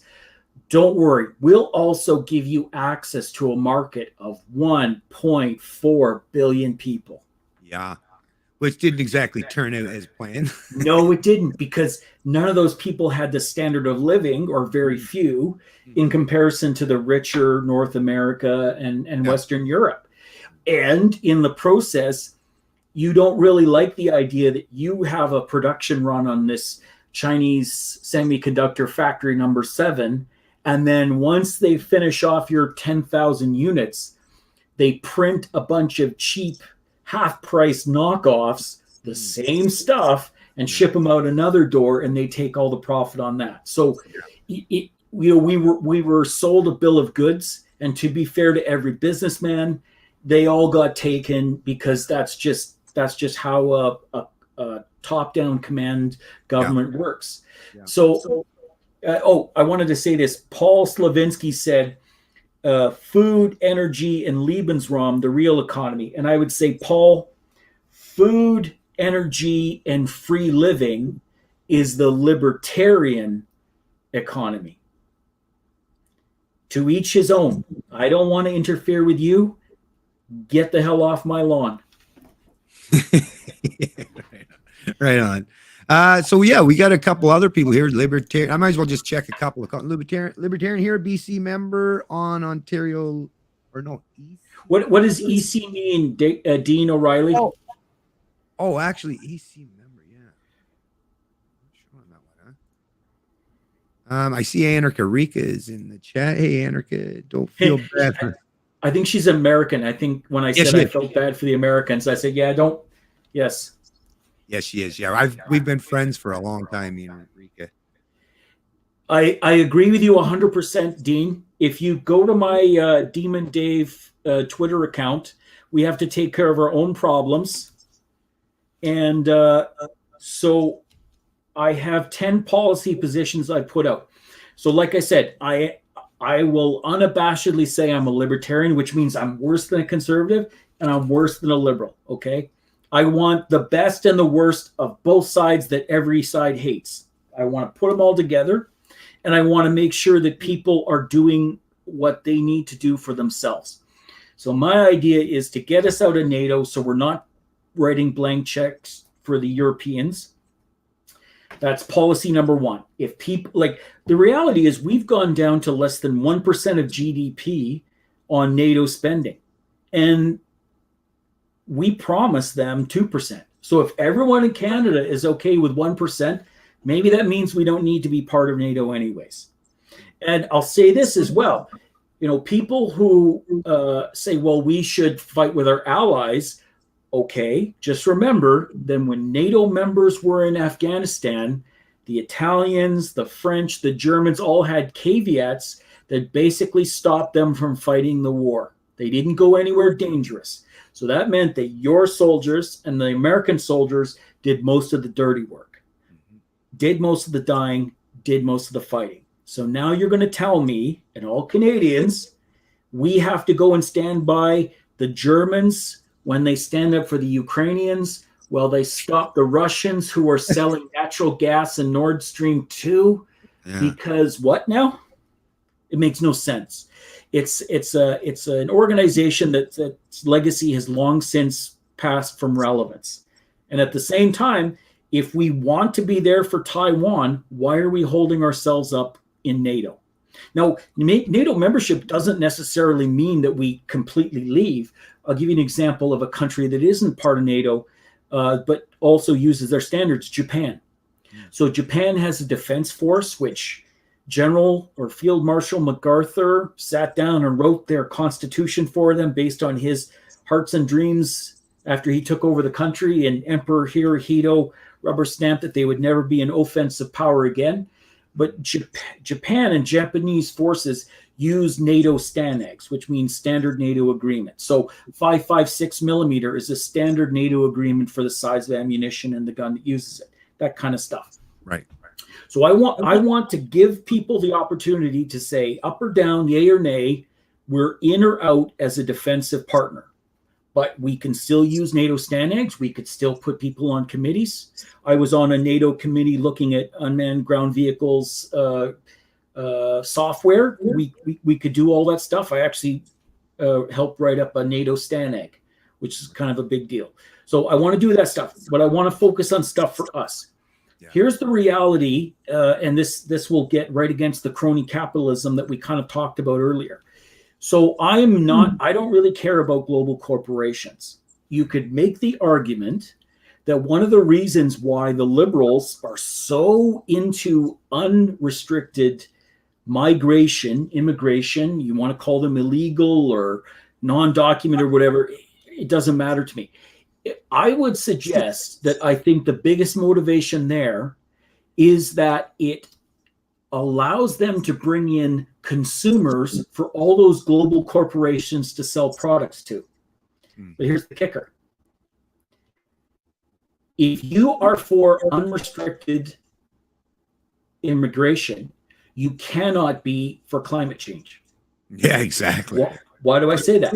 Well, Canada is one of the largest, highest intensity carbon producing per person countries on Earth. Yep. People don't need a coat in Somalia. Exactly. They need a furnace here.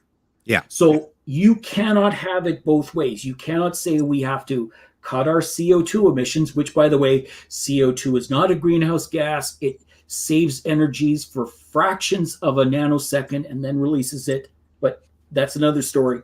And you can't say you're for stopping our CO2 output and at the same time bringing in hundreds of thousands of consumers every year to fight for the same jobs, like you said, to fight for the same houses, to put their kids in school, to, oh, by the way, have mom and dad who need hip replacements go to the front of the line ahead of, and it's not personal. I don't know where these people are from. It's not racist. I'm saying, look, your parents paid for your health care their entire working life. Yep. You should be the first one to get that hip replacement. So the liberals have an insanity of confusion, and the only reason why they can tap dance around it is because nobody stops and asks them, excuse me, you want A and you want B, and I'm sorry, what the hell? And why are you calling me a racist? And you know what's so crazy about that? Once again, I love thinking about these big concepts, because what I do for most people, if I can, because I consider myself a fairly simple guy. I don't have no academic background. I don't big line of diplomas on the wall.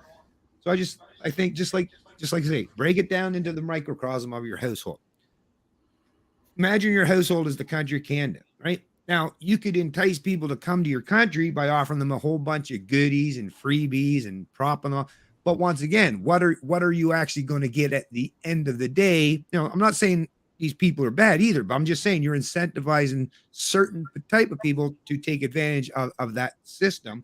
Whereas, you know, if the kind of people that you wanted to, a free market environment example. So, you know, when I was raising my kids, of course, I've given them money, you know, I've helped them out, but it was done in a manner where there was personal responsibility, accountability, and all that. So everyone worked out that everyone was responsible for themselves to a degree, and how we helped each other was all voluntarily and based on that, and whether we wanted to, and if there was a positive aspect on both sides of that.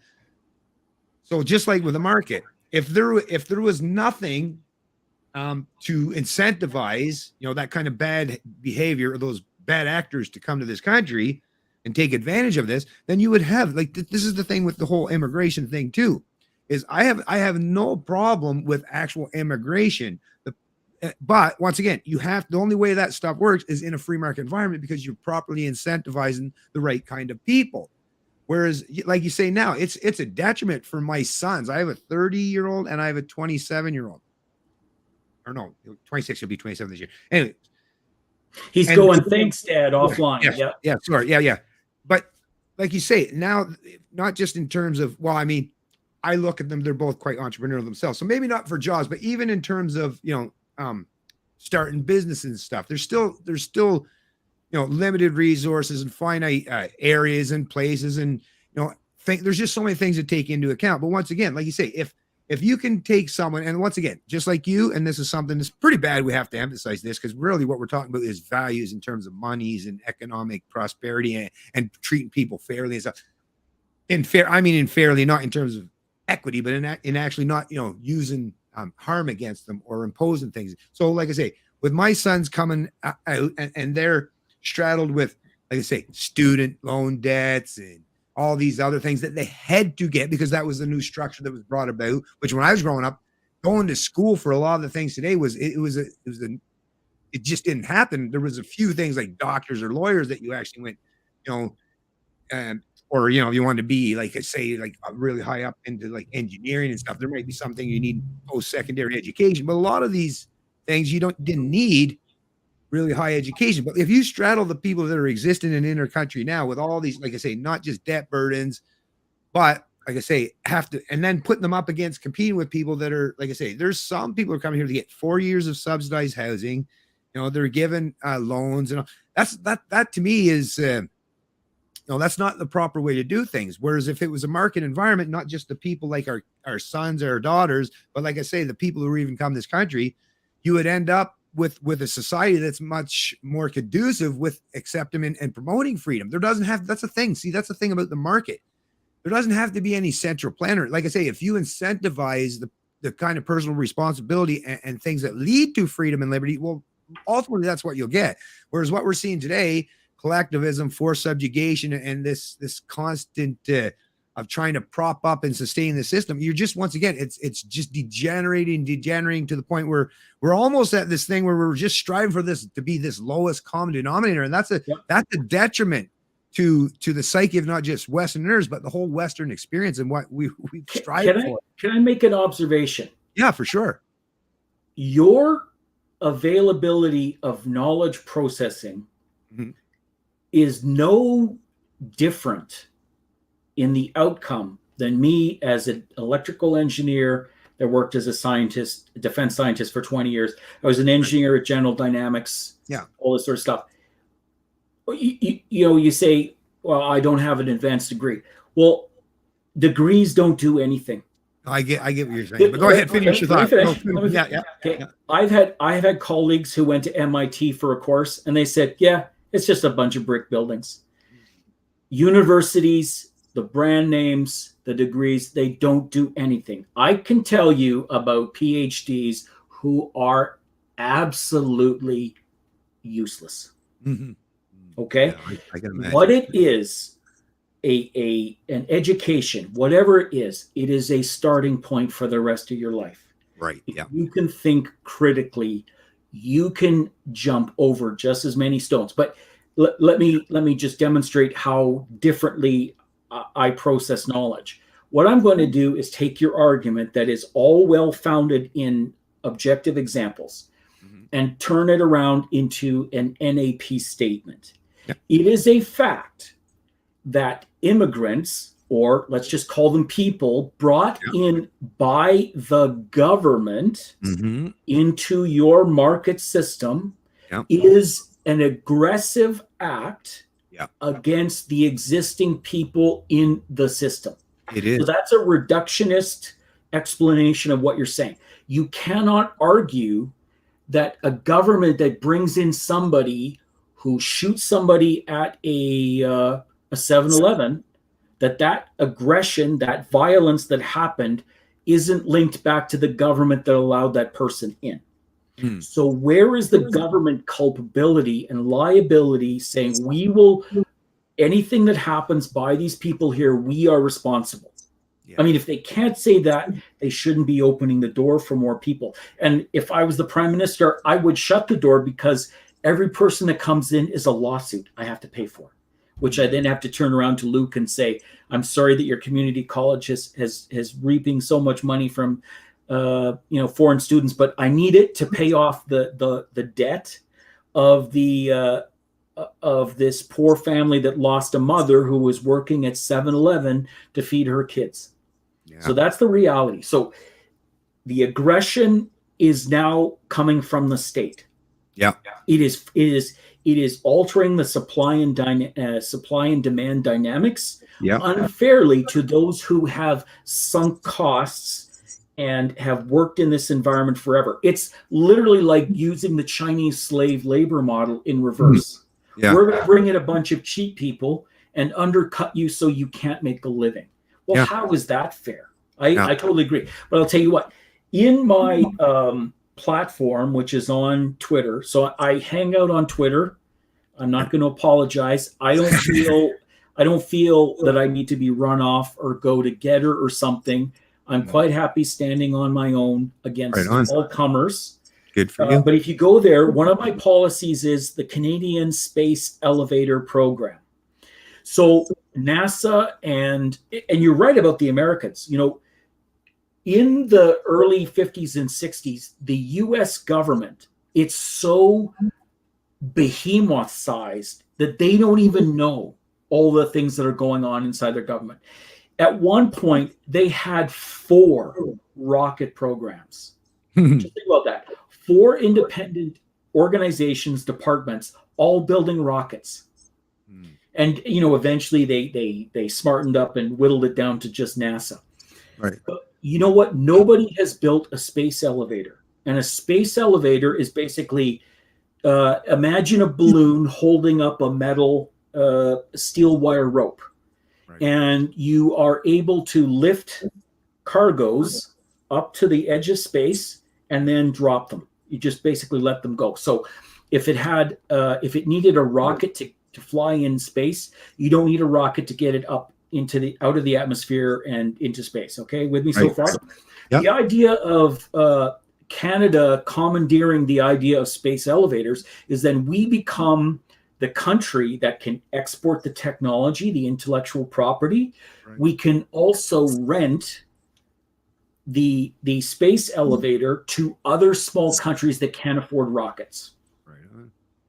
And what I suggested as one of the mechanisms, the applications that we could justify this as a national program, is that we could also use it to launch probes, which then attach to space junk, which is sitting in orbit and causing danger to all those billions and billions of dollars of satellites, grapple onto space junk and push it into the moon's surface.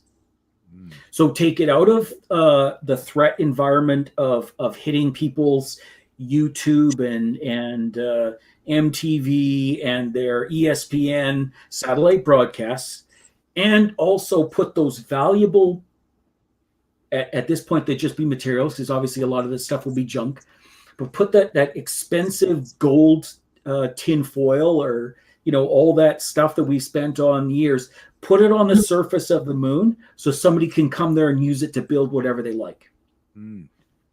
There you go. There's a libertarian philosophy. There's a government program. It is not aggressive to the people on Earth. It offers opportunities to all, and we could sell rental space on these things, with a friend, a fair, reasonable, and non-discriminatory basis, which is the NAP version of friendly negotiating and friendly deals. We don't we don't go with the Americans to not give it to Somalia, that sort of thing. Right. Well, as much as I like the idea, actually, and I really think it would be a great thing to see Canadians, because the Canadarm is basically what our last in terms of anything that had to do with space, I guess, and that's quite well. I guess there was Canadarm too, so there was the second iteration of it, but it's been quite a while, like you say, that Canada has had any claim to fame in terms of contributing to the great space race and all that, and I definitely am on board with that. Well, as a libertarian, what I suggest is the minute you say it's a government program, it no longer actually, and I hate to be stickler, but here it no longer becomes a voluntary thing, because you or I would be on board, and I would definitely even be willing to pony up and invest into that idea. But there are probably lots of Canadians who aren't. And the minute you put that in the hands of government, then once again you're forcing people to pay. But no, we don't have to get, and I don't have to get in government involved. That's why I have an answer. I have an answer. Go ahead. I have an answer to both of these. You're 100% right. Yeah. It would only happen if I was elected. Right. So, and as a conservative, that would be a tall stretch. So if it happened, then you'd have as much of the first past the post as you can get. Number two, I talk about standing up a tiger team. Well, the first thing I would do is I would hire the guys from the what's the name of that Kickstarter organization that have their own space elevator project that they're asking for funding. I would hire those guys to set it out, and it would be contracted out by private companies to deliver. Well, I mean, if you could get to something along the lines, like I say, with someone like Elon Musk, because it's not just the don't get me started on Elon Musk. Don't. Well, that's the thing. That's a whole episode right there. He is a bad man. Well, no, but let me just say this, because I even recognize that there are some there's some funding structures underneath all that.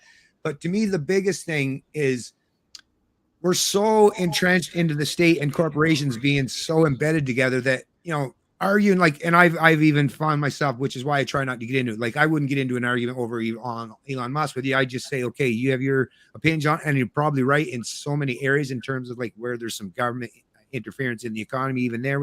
And but once again, to me, what it represents is at least the idea, the underneath of it. Like I say, it's like making sausages. It's ugly, but the idea of it, at the very least, and what the young people are getting, the takeaway, at least for younger people today, if you're coming out of school, is there's this guy that owns a private, at least from what they're saying, like I say, without digging down into the kind of knowledge that you would have it. But to the average, let's say millennial or Gen Zer, Gen Zers now that would be coming out of college or whatever, is they're seeing a private individual, an entrepreneur, a private citizen that owns a private business that is now, stepped into the realm of what in the past was only the place where governments function, right? And I think that, and I know it doesn't sound like much because, like you say, once you get under, it's like, yeah, but there's still subsidies, there's this, but at least you're kind of moving the goalpost at least towards where the government isn't what creates everything. Because I don't know how many times I've heard people argue, but what about the roads? Who will build the roads? And it's so easy to destroy that argument once you explain. But you need people to understand that there are private individuals that can do that. And all you need is the permission of the people that live in that jurisdiction. And when they say, oh, but they might not want to build a road. Well, okay, well, what kind of person that would live today? I mean, you do come across those oddballs, but everyone also has their price too, right? Here's my argument in three short strokes. Yep, go for it. Science means jobs. Mm-hmm. Innovations spawn jobs where they're created. Mm-hmm. Yeah. And in a vacuum where global corporations refuse to fund innovation locally, it is up to the government as the primary consumer to buy the future jobs for the society. In other words, you have General Motors or Dodge saying, listen, if you don't give me this $400 million subsidy from the Ontario government, we're going to move it all to Ohio. Mm. The reality is, because the education, the technology, and all that stuff has propagated out over the internet, it's going to go to India.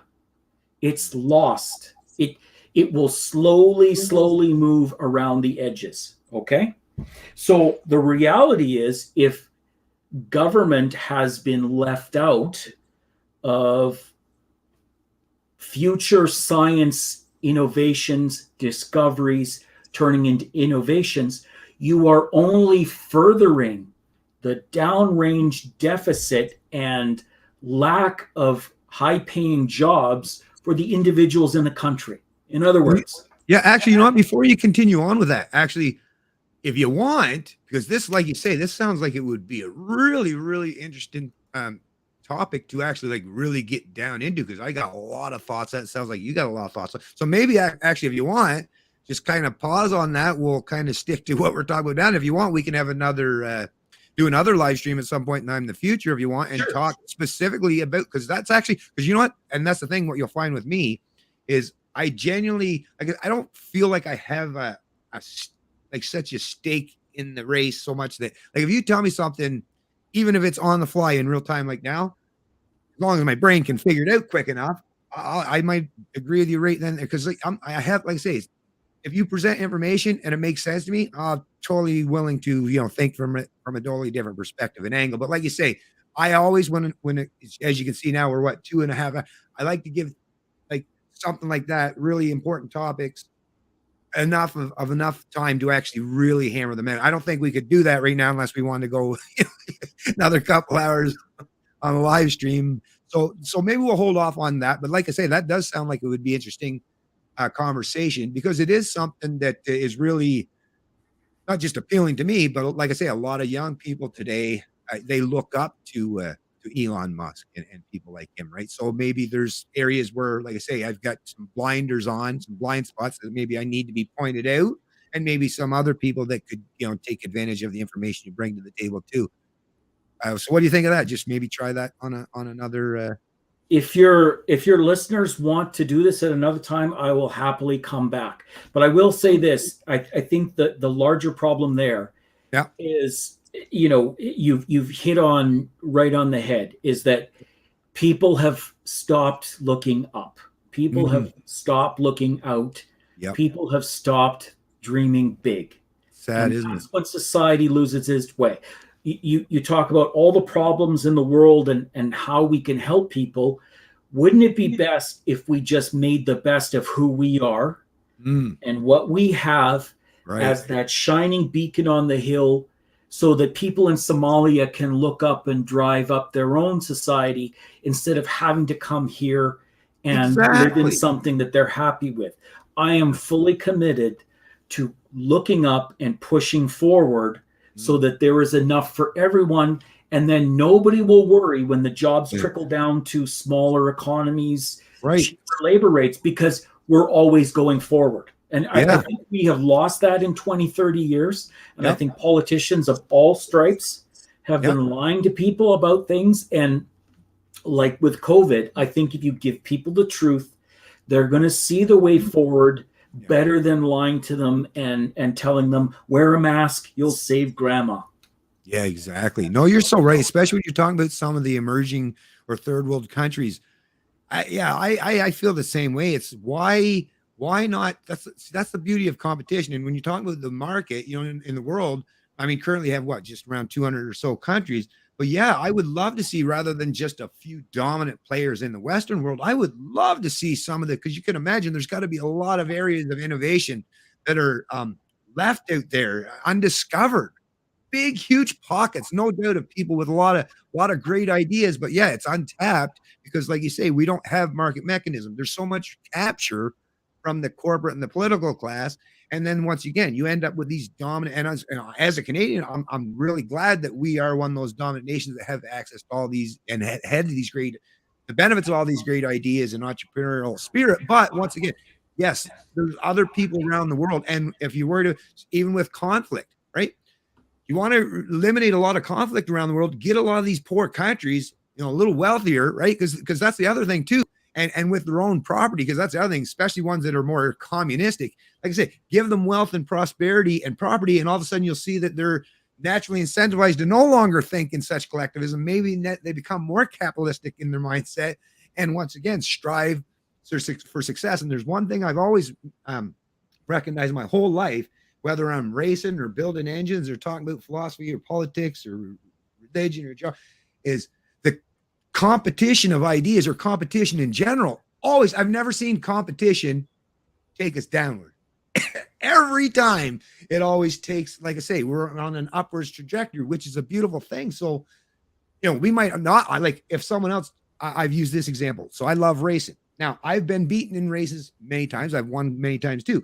But actually, as much as being beaten, it kind of sucks. It's a hit to the ego. But at the same time, if you're wise enough and you're humble enough, you'll go over to that person that beat you or defeat you and poke and prod them. So yeah, they might not be willing to give up their secrets, but if you're trying to learn, right, they've done something. There's something that person has done that you've missed out on. And if you can find a way, right, to try to emulate that success or to try to even do something better or think outside the box so you're not just sticking with what you're doing now, then like to me, that's the greatest thing. Like I look at a loss, it's a temporary thing, but it also has this spin-off benefit that can make me into a winner. And that's the beautiful thing, like I say, and why it kills me when I hear people parroting the victim culture narrative. What a terrible way to think. You're basically, cutting off your own chances of prosperity by even thinking that you lack the ability, the competence, or the chance or the opportunity to even make a success of yourself. Yes, there's going to be barriers against you. There's barriers against everybody. There might be more against you than your opponent, but if you overcome them, the feeling, the sense of accomplishment that you will garner, that will pay off dividends for the entirety of your life, I would imagine, and not just in terms of economic, but up here as well, right? Here's the problem: is they've monetized victimization. Oh, so terrible. And what goes hand in hand with that is virtue signaling is cheap marketing. Yep. Neil Young suddenly has a problem with Spotify, selling his songs alongside Joe Rogan. I know. Right? So yes, but ironically, sadly, this is all predictable because human beings are intellectual capitalists. If I can't make money working at a widget factory, I guess I'll make videos on TikTok and become a social influencer or whatever. People are adaptable. People will surprise you. They will find amazing ways to do things. I believe in the positive power of people, that just get out of their way. They will make that innovation that you want. What we have in this country is a very heavy hand of government that stifles everything and then distracts people with victimization and stuff that happened 200 years ago that nobody was involved with. And actually, it's interesting. Luke Thompson here said the government sends countries foreign aid, but promotes brain drain by encouraging large amounts of immigration. Oh, the irony. Very true. Yeah. We were in Canada, if you remember the Avro Arrow, we had the most advanced fighter aircraft. By that I mean the actual body on Earth. And Boeing didn't want to compete with it. A competition of a free exchange of ideas. Boeing didn't want. They didn't want this better airplane to come down and ruin their contracts. And they did dirty dealing, crony capitalism, to make sure that died.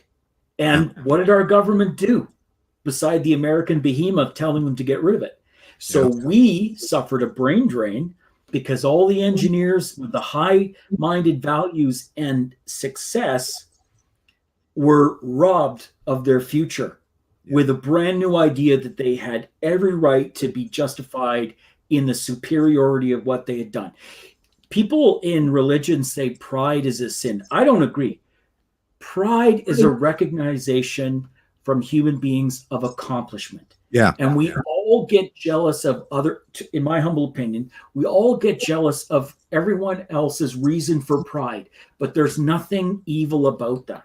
No. It's people saying, hey, you beat me, man. You really fixed that engine up, or you must have optimized your octane level, or whatever it was. You clearly pants me today.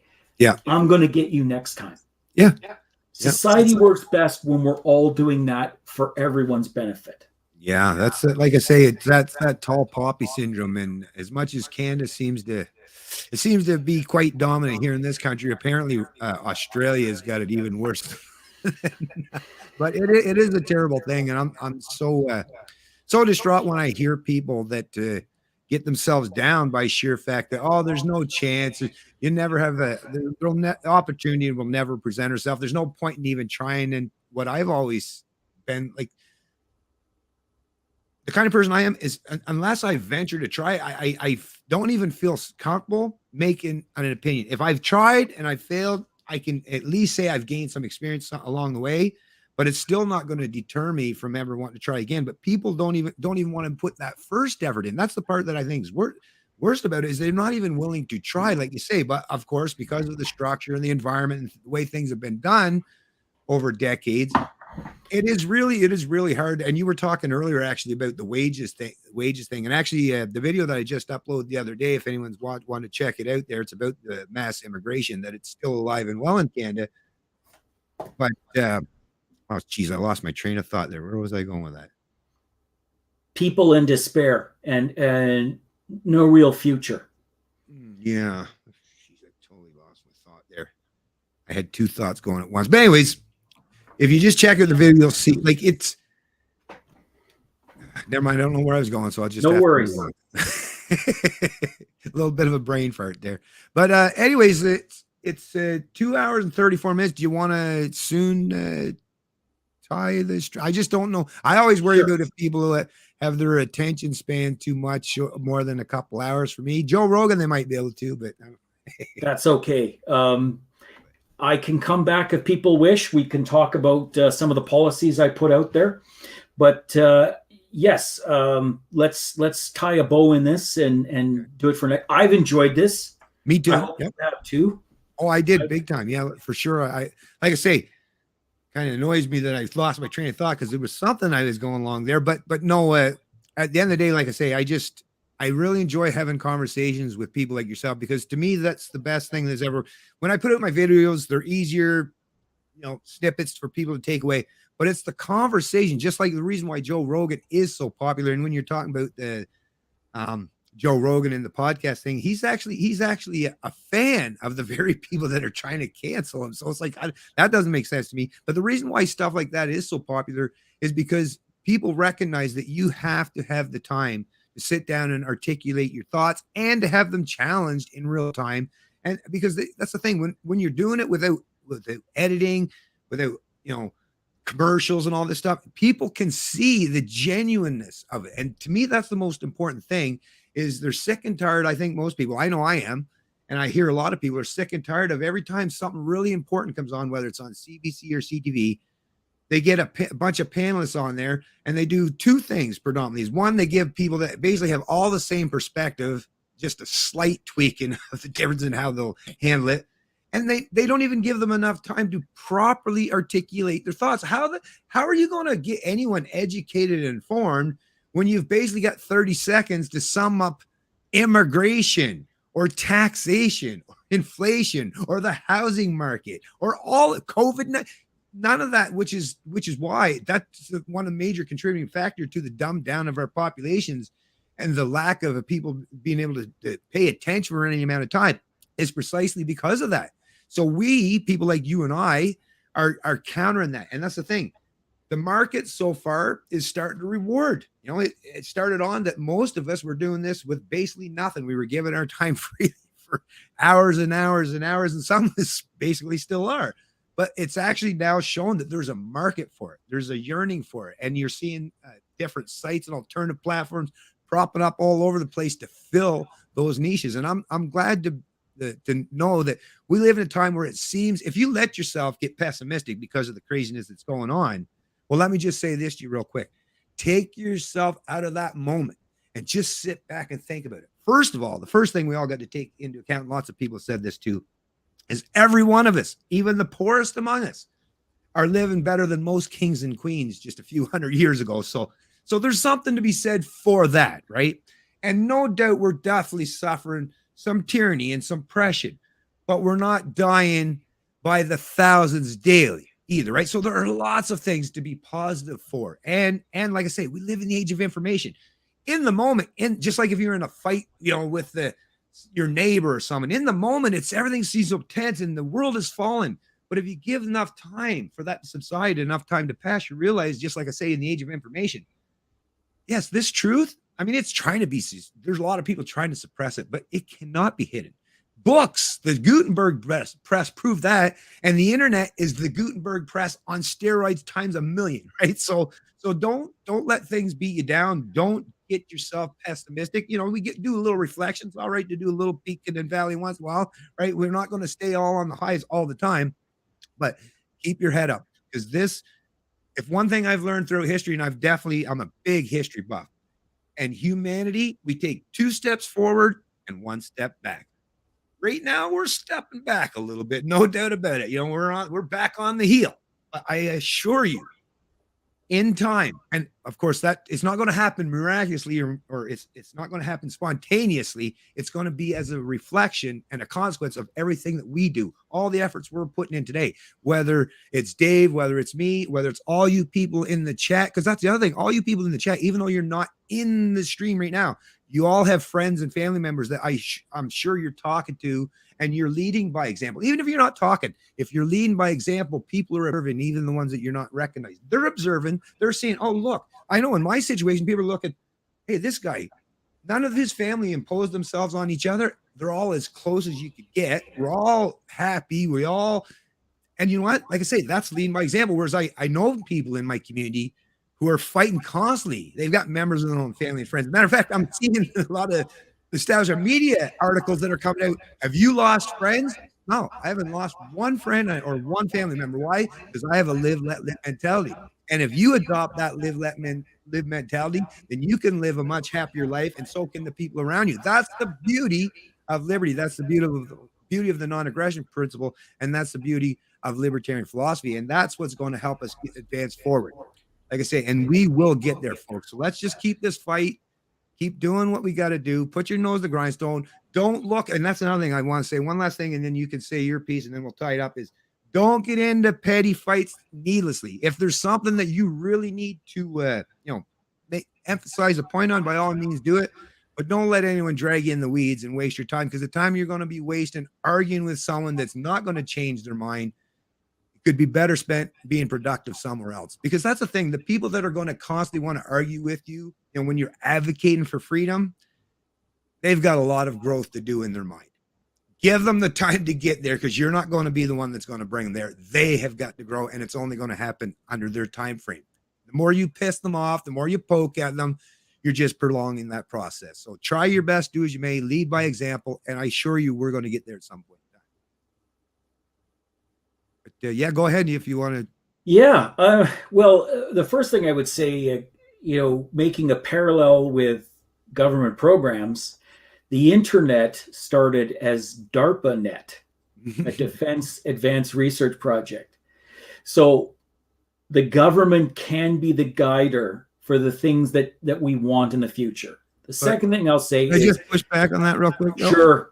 Just because I have to, but did government think of that idea, or was it an individual mind that thought of that idea? Well, I won't argue that, but I'll ask you, who's got the deepest pockets to make something happen? Well, for sure, yes, the government had the pockets, because it was actually a bunch of universities that got together and asked the government for money, and the government gave them the money. But point being is that if you want to drive things in society, it doesn't mean the government doesn't have a role, but the government should only be doing the role that it needs. Secondly, good people always come forward. Mm-hmm. I think back to Christopher Hitchens. I used to admire Bill Maher. People come forward. We all flock towards, we listen, we dispute, we chew the fat, we come to our own conclusions, we go off in our own directions. Technology, like you're talking about, like the internet, has become the great democratizing force on Earth.